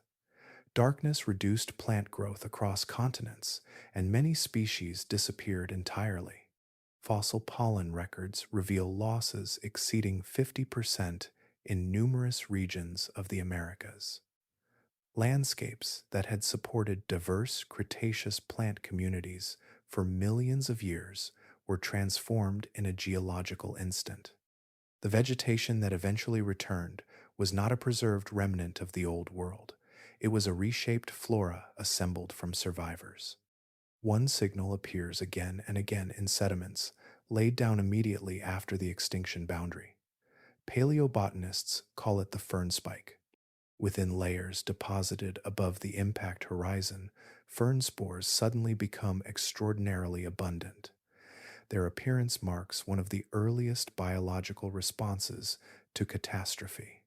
Ferns possess a remarkable ability to colonize disturbed environments.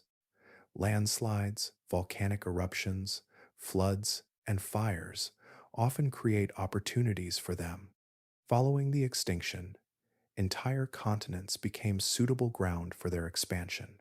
For a time, broad regions were dominated by these pioneering plants. Their growth stabilized soils, trapped moisture, and created conditions that allowed more complex plant communities to establish themselves. The fossil record preserves this transition with striking clarity. First came the pulse of ferns. Afterward, other plant groups gradually expanded into the recovering landscapes. Among the greatest beneficiaries were the flowering plants. They had already diversified substantially during the final chapters of the Cretaceous, sharing ecosystems with giant herbivorous dinosaurs that consumed enormous quantities of vegetation. Once those animals vanished, ecological pressures changed dramatically. Plant communities encountered a world where browsing by multi-ton herbivores no longer shaped forest structure. New opportunities emerged across entire continents. Flowering plants responded with extraordinary success. Forest composition shifted. New ecological relationships developed between plants, insects, birds, and mammals. Many of the dominant trees and shrubs that characterize later ecosystems trace their success to this interval of recovery and expansion. The transformation unfolded across thousands of years, then continued through hundreds of thousands more as ecosystems stabilized and diversified. One of the most significant outcomes appeared in the tropical regions of the Americas. Research suggests that the foundations of the modern neotropical rainforest emerged from ecological conditions created by the extinction. Forest canopies became denser, plant diversity increased, complex vertical habitats expanded.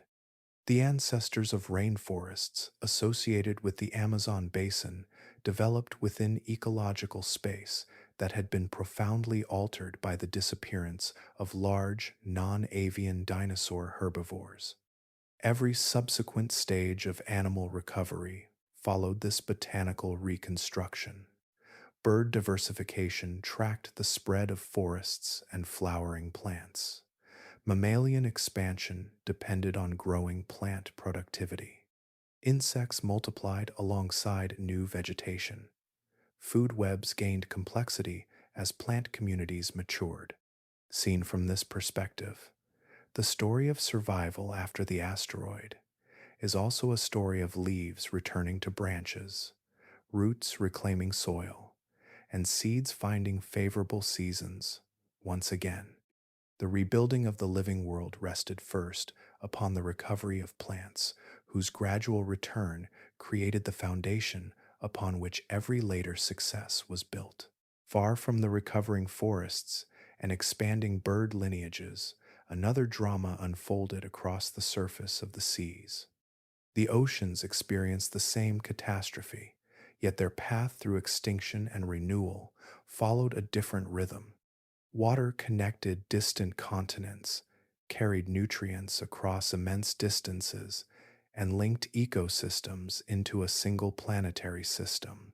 When the asteroid struck, that system fractured in ways both immediate and profound. Among the most famous casualties were the ammonites. For hundreds of millions of years, these shelled cephalopods had drifted through changing oceans, surviving crises that erased countless other groups. They endured volcanic upheavals, climatic shifts, and even the Permian mass extinction, the most devastating biological collapse known from the fossil record. At the Cretaceous-Paleogene boundary, their extraordinary run came to an end. Every lineage disappeared. No descendants remained to continue their story into the Paleocene seas. The loss extended far beyond ammonites. Mosasaurs vanished from the oceans they had dominated. Plesiosaurs disappeared as well. Marine reptiles that had occupied apex predator roles for tens of millions of years were removed from food webs within a geological instant. Their disappearance marked the end of a marine world that had developed through much of the age of dinosaurs. At the heart of this collapse stood a crisis affecting organisms far smaller than any reptile. Sunlight had powered the ocean's productivity through photosynthetic plankton living near the surface. When dust and aerosols darkened the atmosphere, those microscopic communities suffered catastrophic losses. Fossil evidence indicates that marine plankton populations crashed with extraordinary speed. Because so many marine animals ultimately depended on this productivity, the disruption spread upward through the food web. Predators lost prey, prey lost food, entire ecological networks unraveled within months. Yet, the deepest parts of the ocean tell a more complicated story.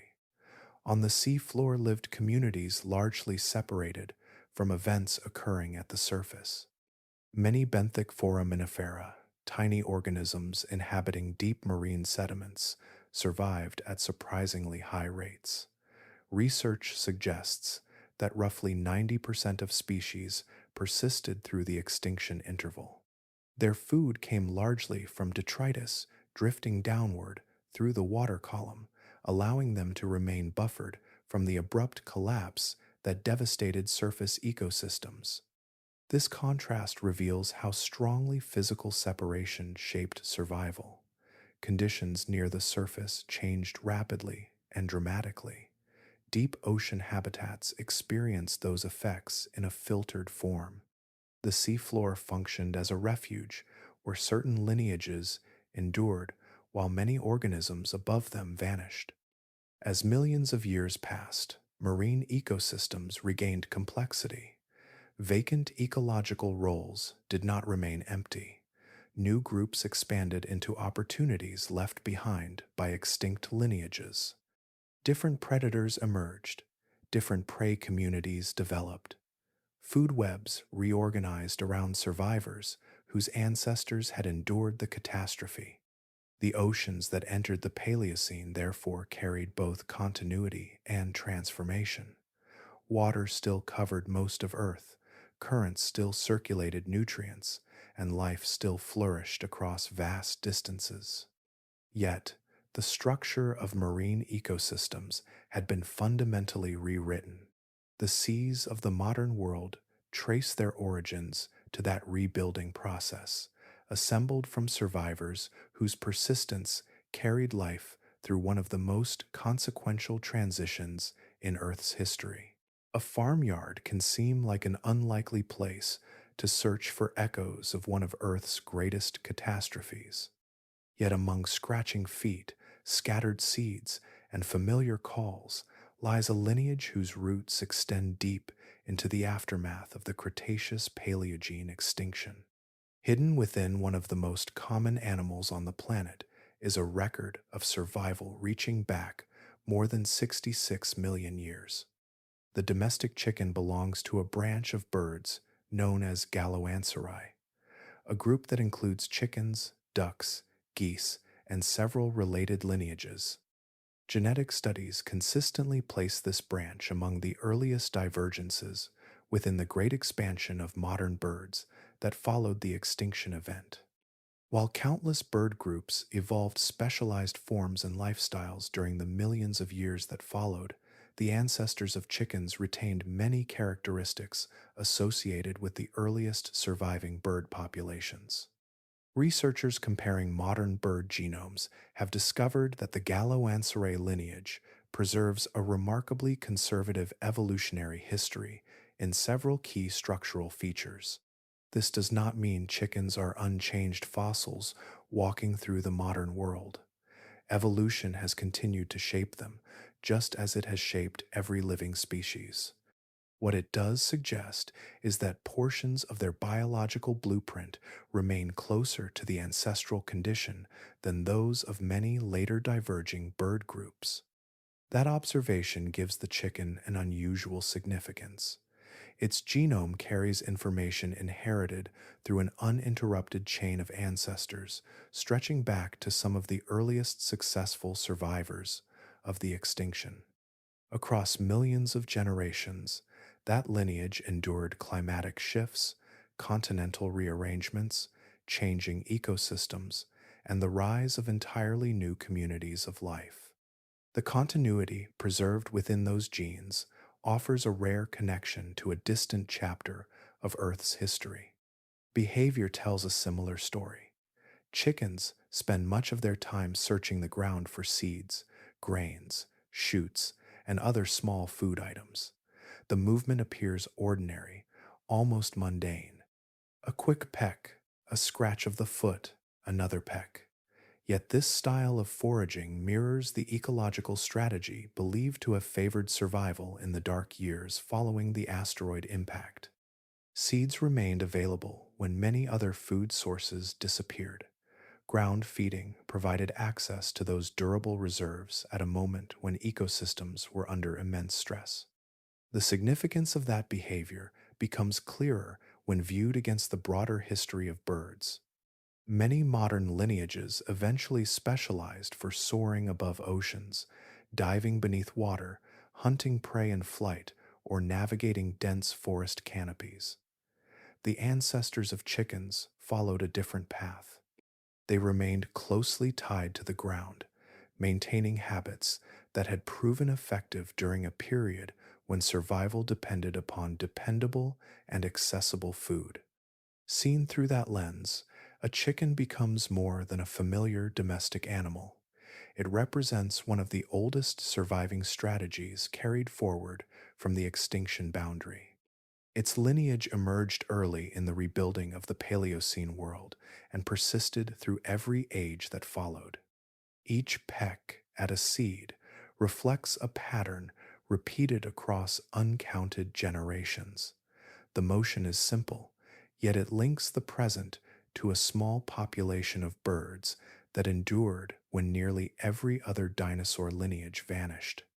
Within the chicken survives a biological inheritance that traces directly to those improbable survivors, preserving one of the oldest living records of how dinosaurs made it through the darkness. For millions of years after the extinction, the role once occupied by giant predatory dinosaurs remained strangely absent. Forests spread, mammals diversified, birds radiated into new forms, yet no creature immediately stepped into the position held by the great terrestrial hunters of the past. The vacancy lingered across much of the world, a space left open by catastrophe and only gradually reclaimed through evolution. South America became the stage for one of the most remarkable answers to that absence. Isolated from many other land masses for much of the Paleogene, the continent followed its own evolutionary path. Within its grasslands, forests, and open woodlands, a lineage of birds began growing larger generation after generation. These birds abandoned flight, strengthened their legs, enlarged their skulls, and evolved into formidable terrestrial predators. They are known today as the forest racids, often called terror birds. Some species exceeded 2 meters in height, which is about 6.6 feet. Their heads were enormous relative to their bodies, carrying deep hooked beaks shaped for gripping, striking, and tearing. Fossil evidence suggests they could dispatch prey with powerful downward blows delivered by the neck and skull working together as a single predatory instrument. Viewed from a distance, their appearance carried echoes from a much older age. They walked upright on 2 legs. Their forelimbs were reduced. Their bodies balanced over powerful hind limbs designed for speed and pursuit. The resemblance was more than superficial. These animals were dinosaurs, descendants of the same lineage that had once produced creatures ranging from swift hunters to giants that dominated entire continents.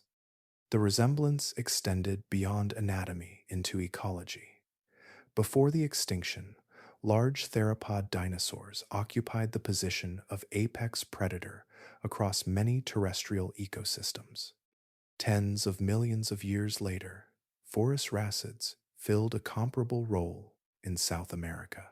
Different species, different environments, and different prey surrounded them, yet evolution repeatedly arrived at a familiar solution for large-scale predation on land. Their success endured for an immense span of time. Across changing climates and shifting landscapes, terror birds remained among the most influential predators of their ecosystems. Mammals diversified around them. Herbivore communities changed, and forests expanded and contracted. Yet these birds persisted as dominant hunters through much of the continent's history. A turning point arrived when North and South America became connected by the rise of the Isthmus of Panama roughly 3 million years ago. Animals that had evolved separately for ages began moving between the continents. Among them were placental carnivores such as large cats, bears, and members of the dog lineage. Terror birds also expanded northward, briefly carrying their dinosaurian hunting strategy into new territory. The encounter did not last indefinitely. Through time, Mammalian predators became increasingly dominant across much of the shared landscape. The terror birds eventually disappeared, leaving only fossils to mark their existence. Yet their story remains important because it demonstrates something profound about the dinosaur lineage.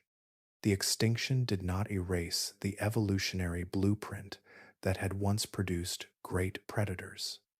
That blueprint survived within birds. Given opportunity, enough time, and the right ecological conditions, it assembled itself again. The form was different, the world around it transformed, yet a dinosaur once more stood at the top of the food web, looking out across a landscape shaped by survivors. The deepest turn in this story comes from classification, from the way life is connected through ancestry rather than appearance. Extinction often feels like a clean ending when viewed from a distance. The rocks seem to draw a line, placing dinosaurs on one side and the familiar animals of the modern world on the other. Scientific ancestry tells a more intricate story. Birds belong within Dinosauria, the great group that includes the animals traditionally called dinosaurs. More specifically, birds are theropod dinosaurs, descended from the same broader lineage that produced many feathered predators of the Mesozoic. This is not a poetic comparison or a convenient metaphor. It is the result of skeletal anatomy, fossil discoveries, developmental biology, and evolutionary relationships that all point toward the same conclusion. The distinction between avian dinosaurs and non-avian dinosaurs was created by humans after the extinction as a way to describe which branches survived and which branches ended. The animals themselves lived without such categories. A small beaked bird searching through Paleocene debris was not separate from dinosaur history. It was one branch of that history, continuing under changed conditions. This changes the meaning of the asteroid's aftermath. The non-avian dinosaurs disappeared around 66 million years ago. The great sauropods, ceratopsians, hadrosaurs, armored forms, and giant predatory theropods were gone. Yet, one branch of the dinosaur family passed through the boundary, reduced to a narrow set of survivors, and then released into a world emptied by catastrophe. From that branch came more than 18,000 living bird species. They occupy every continent, including Antarctica. They live in deserts, rainforests, grasslands, mountains, cities, wetlands, polar seas, and open oceans. Their bodies range from tiny hummingbirds to ostriches, from diving penguins to soaring albatrosses, from ground birds scratching through leaf litter to raptors watching landscapes from high air. Every sparrow carries the inheritance of theropod dinosaurs. Every crow using its intelligence in a city street belongs to the same surviving lineage. Every penguin moving across ice is a dinosaur whose ancestors passed through the extinction bottleneck. Every albatross crossing ocean winds without landing for long stretches is part of a story that began long before the asteroid arrived. This recognition does not diminish the extinction, it deepens it. The catastrophe still erased most dinosaur diversity, removed their largest bodies, destroyed their dominant ecosystems, and ended a reign that had shaped Earth for more than 165 million years. Yet extinction did not close the entire family tree. One living branch remained, and that branch became one of the most successful vertebrate radiations on the planet. The title question, therefore, has an answer that most old extinction stories leave unfinished. The dinosaurs that survived the asteroid became birds. They became the dawn chorus, the seabird over the waves, the pigeon in a city square, the hawk above a field, the small feathered animal outside a window. Their survival was narrow, accidental, and fragile. Their inheritance became immense. The dinosaurs are not only a memory in stone, they are alive in feathers, bones, beaks, eggs, songs, migrations, and wings, still moving through the world that extinction remade. A lineage can survive for hundreds of millions of years and still come within a breath of disappearing. That is the perspective revealed by the final stage of this story. Looking backward through the abundance of modern birds, it becomes easy to imagine survival as inevitable. The evidence preserved in rocks suggests something far more fragile. The birds that crossed the boundary were not widespread rulers of a thriving world. They were remnants.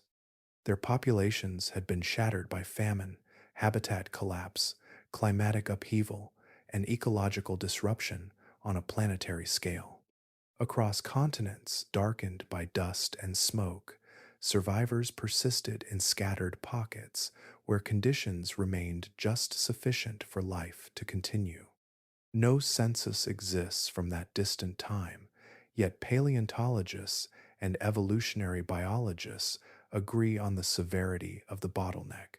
The ancestral populations that gave rise to every modern bird may have numbered only in the thousands, perhaps even fewer in some regions.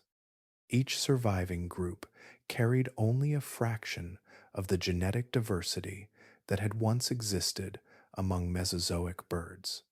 The future of an entire lineage rested in a collection of isolated populations struggling through extraordinary hardship. That vulnerability extended beyond the immediate aftermath of the impact. Recovery was underway, but recovery does not erase risk. A second global disruption arriving during those early Paleocene years could have altered the outcome entirely. Another large impact, a severe climatic reversal, or a prolonged ecological collapse, might have removed the last surviving branches before they had an opportunity to expand. At the same time, immense volcanic eruptions were reshaping the planet. The Deccan traps in what is now India released enormous quantities of gases and particles into the atmosphere across an interval overlapping the extinction event. For decades, scientists debated whether these eruptions worsened the catastrophe or played only a supporting role beside the asteroid. Research now suggests a more complicated picture. Some climate models indicate that volcanic emissions may have contributed intermittent warming episodes during portions of the recovery period. In a world struggling beneath the effects of impact winter, these warming pulses could have moderated the harshest temperature declines in certain regions. The interaction between the two disasters remains an active area of study, yet it raises a remarkable possibility. One planetary crisis may have softened aspects of another.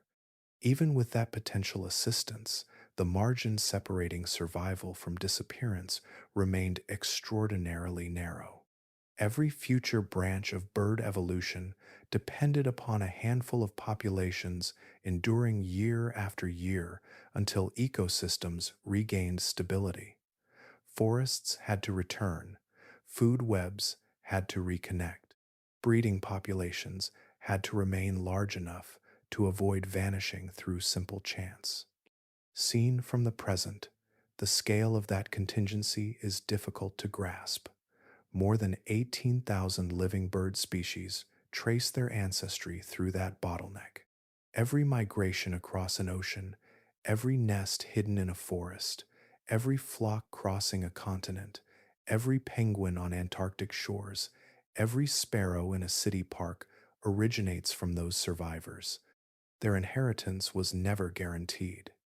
It rested on small beaked birds, finding enough seeds, enough shelter, and enough time in a damaged world. From that narrow thread came one of the most successful evolutionary radiations in the history of life, a future balanced for a moment on the persistence of a few hungry dinosaurs beneath a darkened sky. Look across the living world, and a curious pattern emerges. Many of the great ecological roles that existed before the asteroid are still present today, yet the creatures performing them are often entirely different. The stage survived. The actors changed. Life rebuilt itself from the fragments that remained, creating a planet familiar in function, yet transformed in form. When the extinction ended the reign of the large marine reptiles, the oceans did not remain empty forever. New lineages gradually expanded into the vacant spaces.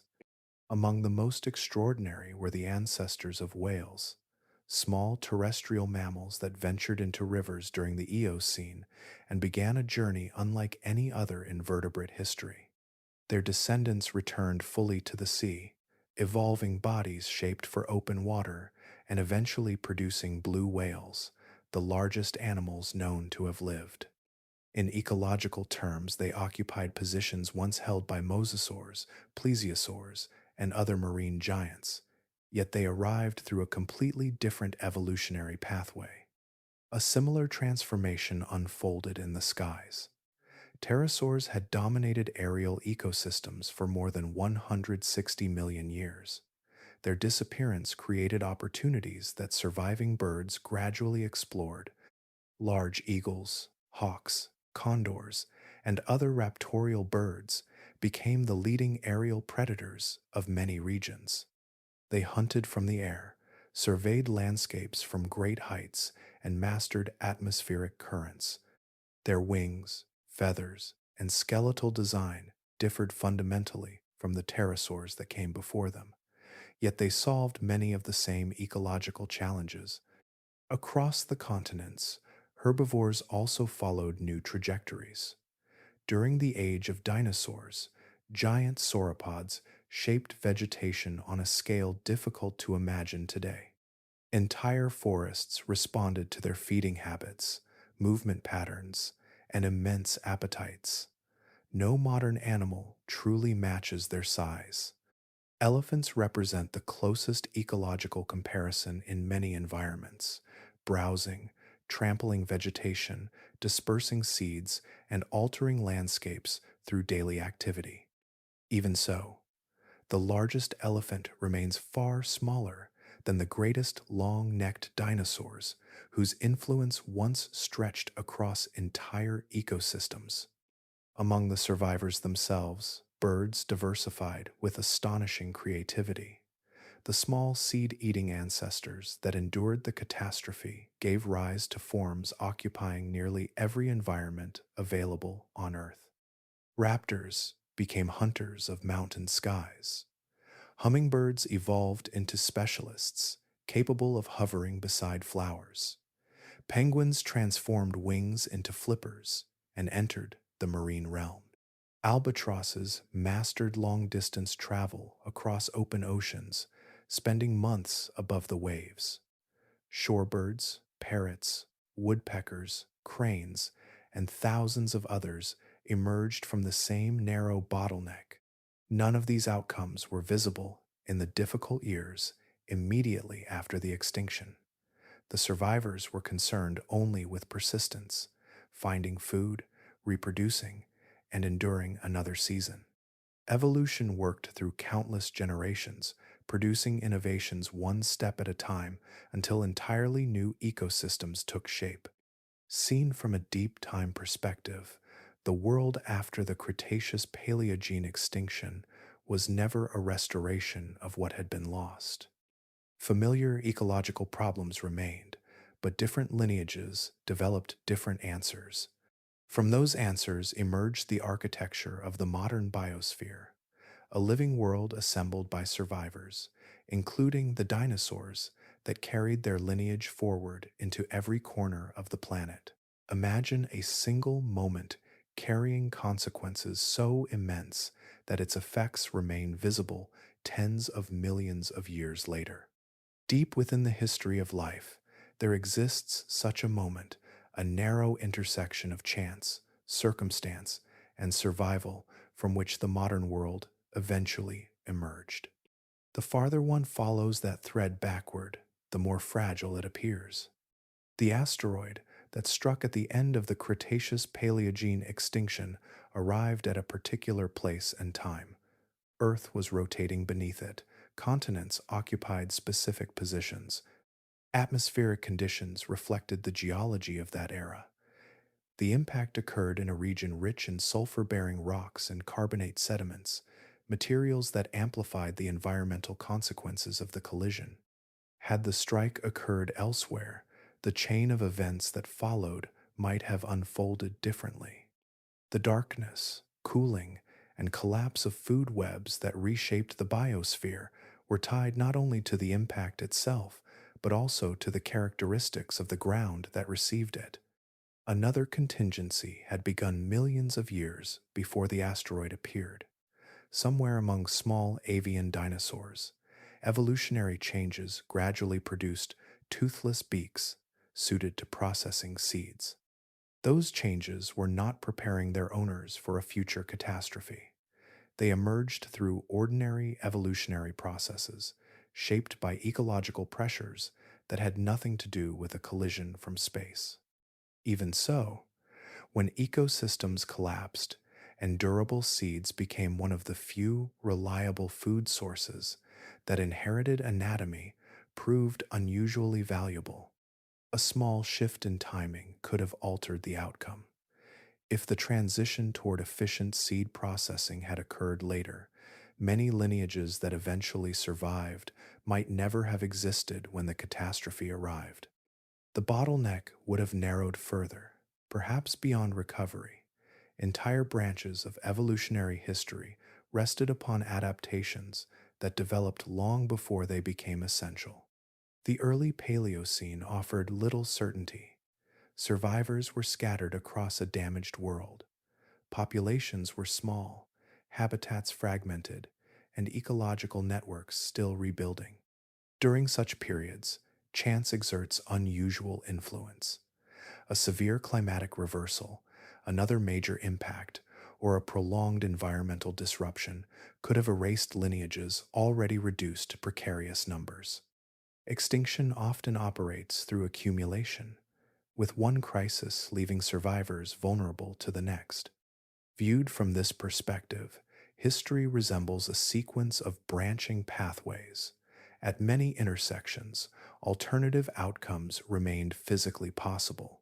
The disappearance of the surviving bird lineages was never forbidden by natural law. Their persistence was not guaranteed. The future remained open, shaped by countless interactions between environment, biology, and circumstance.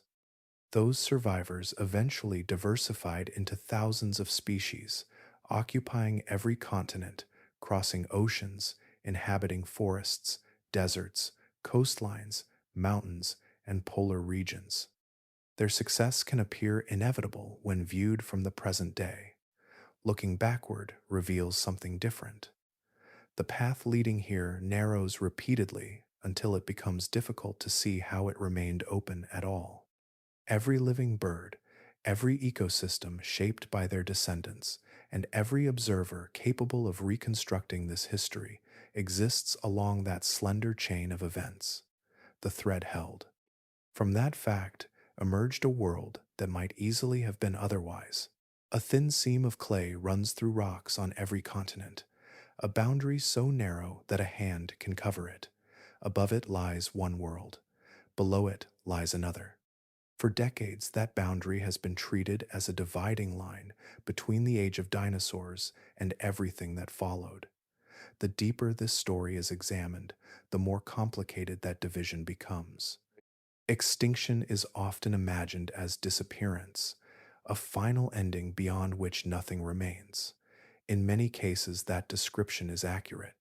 Entire lineages have vanished from Earth, leaving no descendants and no continuation of their evolutionary history. The ammonites followed that path. The great marine reptiles followed it as well. Countless other groups ended completely, their branches cut from the tree of life with no living continuation. The dinosaurs present a different case. Large, non-avian dinosaurs disappeared from every continent. Their immense herbivores, swift predators, horned giants, armored forms, and countless other varieties vanished from the fossil record at the boundary. If one looked only at those animals, extinction would appear complete and absolute. Yet the evolutionary tree tells another story. The birds that survived belonged to the same larger dinosaur lineage. Their ancestors shared common roots with the creatures that dominated the Cretaceous world. Feathers, hollow bones, specialized lungs, and countless anatomical features tied them together long before the asteroid arrived. From a biological perspective, the surviving birds did not represent a separate replacement. They were members of the same family, continuing a history already more than 160 million years old when the catastrophe occurred. Seen through that lens, the boundary becomes less a wall and more a bottleneck. An enormous and diverse lineage was compressed into a tiny remnant. Most forms disappeared. Most ecological roles vanished. Body sizes shrank dramatically. Geographic ranges contracted. Diversity collapsed. What emerged on the other side looked so different from what had existed before that it became easy to mistake transformation for termination. The distinction matters because evolution does not organize itself around the categories humans later create. Nature recognizes ancestry, descent, and continuity. A sparrow perched on a fence carries a lineage that passed through the same evolutionary history as the giant theropods that once walked across floodplains and forests. Their appearances differ profoundly, yet their connection remains unbroken. The rocks preserve both sides of this reality. They record the disappearance of the non-avian dinosaurs with striking clarity. They also record the persistence of avian dinosaurs, the small survivors that carried the lineage forward through the Paleocene and into every age that followed. One branch ended, another endured. That duality reveals something important about extinction itself. Catastrophe can erase dominant forms while leaving a narrow path of continuity. A lineage may lose nearly everything that once defined it and still survive through a handful of descendants. The resulting world can appear entirely new, even while ancient connections remain intact beneath the surface. From one viewpoint, the dinosaurs ended at the boundary. From another, they crossed it. Both statements are true.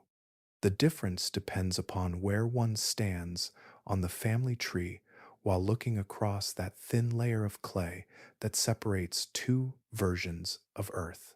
A sparrow weighs little more than a handful of coins. A hummingbird can rest on a single finger. A shorebird crossing an empty beach leaves footprints that the next tide will erase.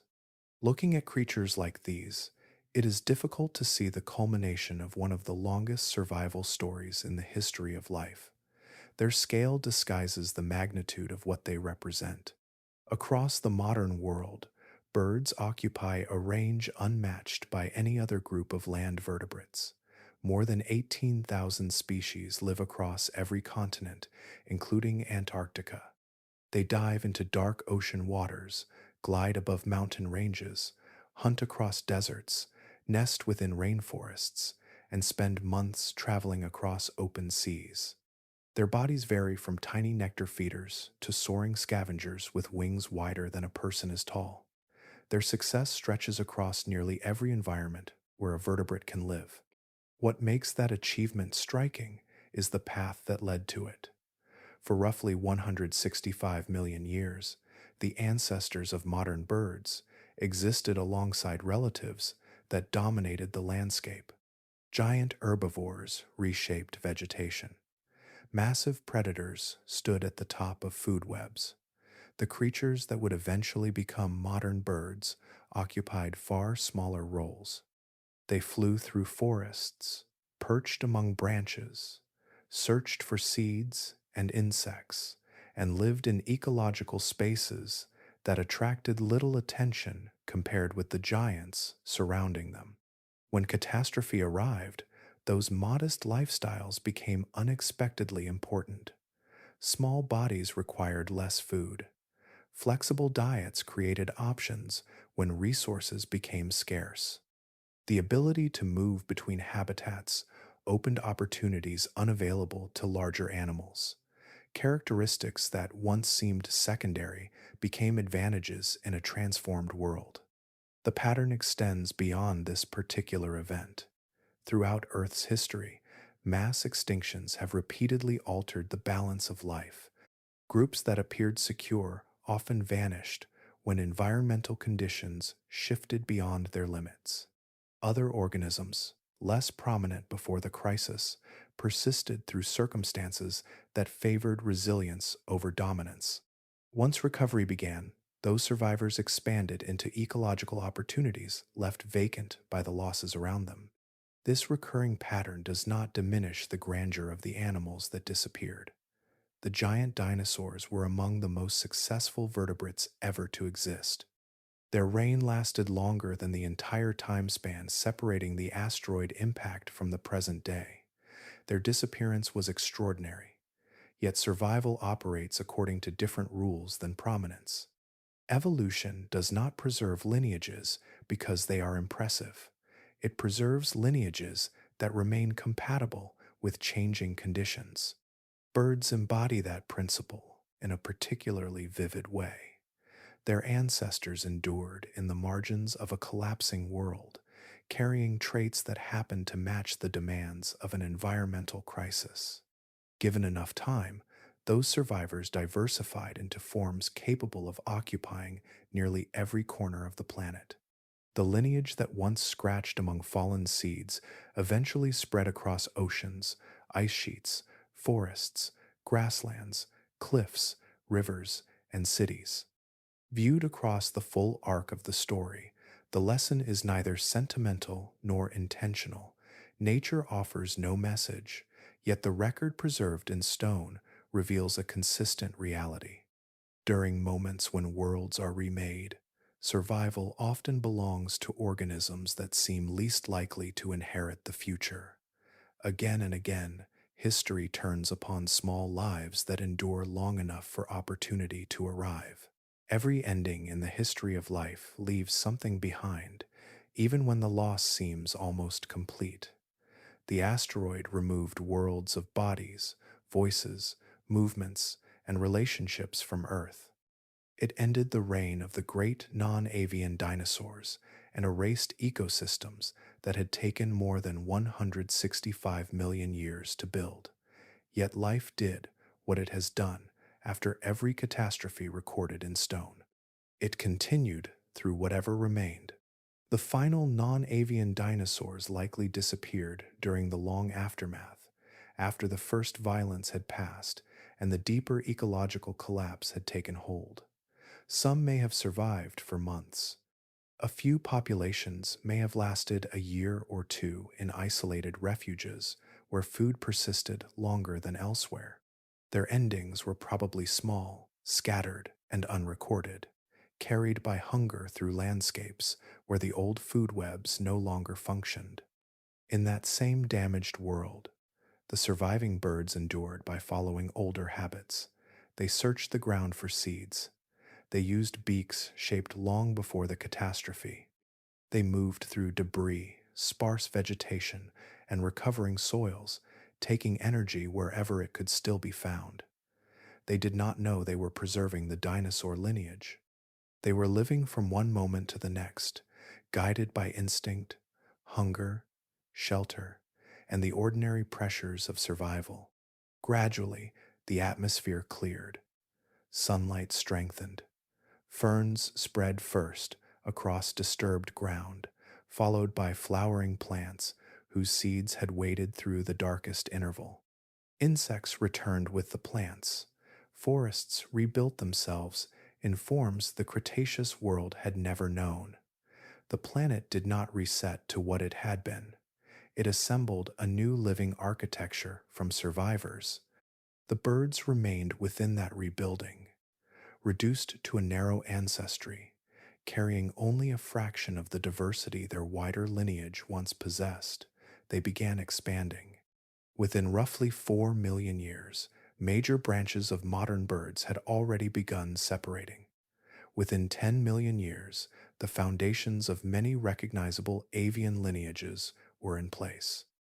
Across 66 million years, they became one of the most diverse vertebrate groups on Earth. Their descendants now occupy nearly every habitat the planet offers. Some dive under polar water, some cross open oceans for months, some nest in cities built by mammals that also inherited the emptied world. Some hover beside flowers that spread after the extinction. Others perch in trees grown from the botanical recovery that followed the impact winter. The dinosaur story, then, never ended in the simple way it is often told. It narrowed, it broke, it lost its giants, its dominant forms, and most of its branches. Then one branch continued, small enough to pass through the catastrophe and adaptable enough to grow into something immense. Somewhere nearby, a bird is doing what its ancestors did after the sky changed. It is searching, feeding, watching, moving through the world it has been given. In that ordinary act, the survivors are still present. The asteroid transformed the dinosaurs, but it did not erase them. Life carried them forward, one beak, one seed, one generation at a time.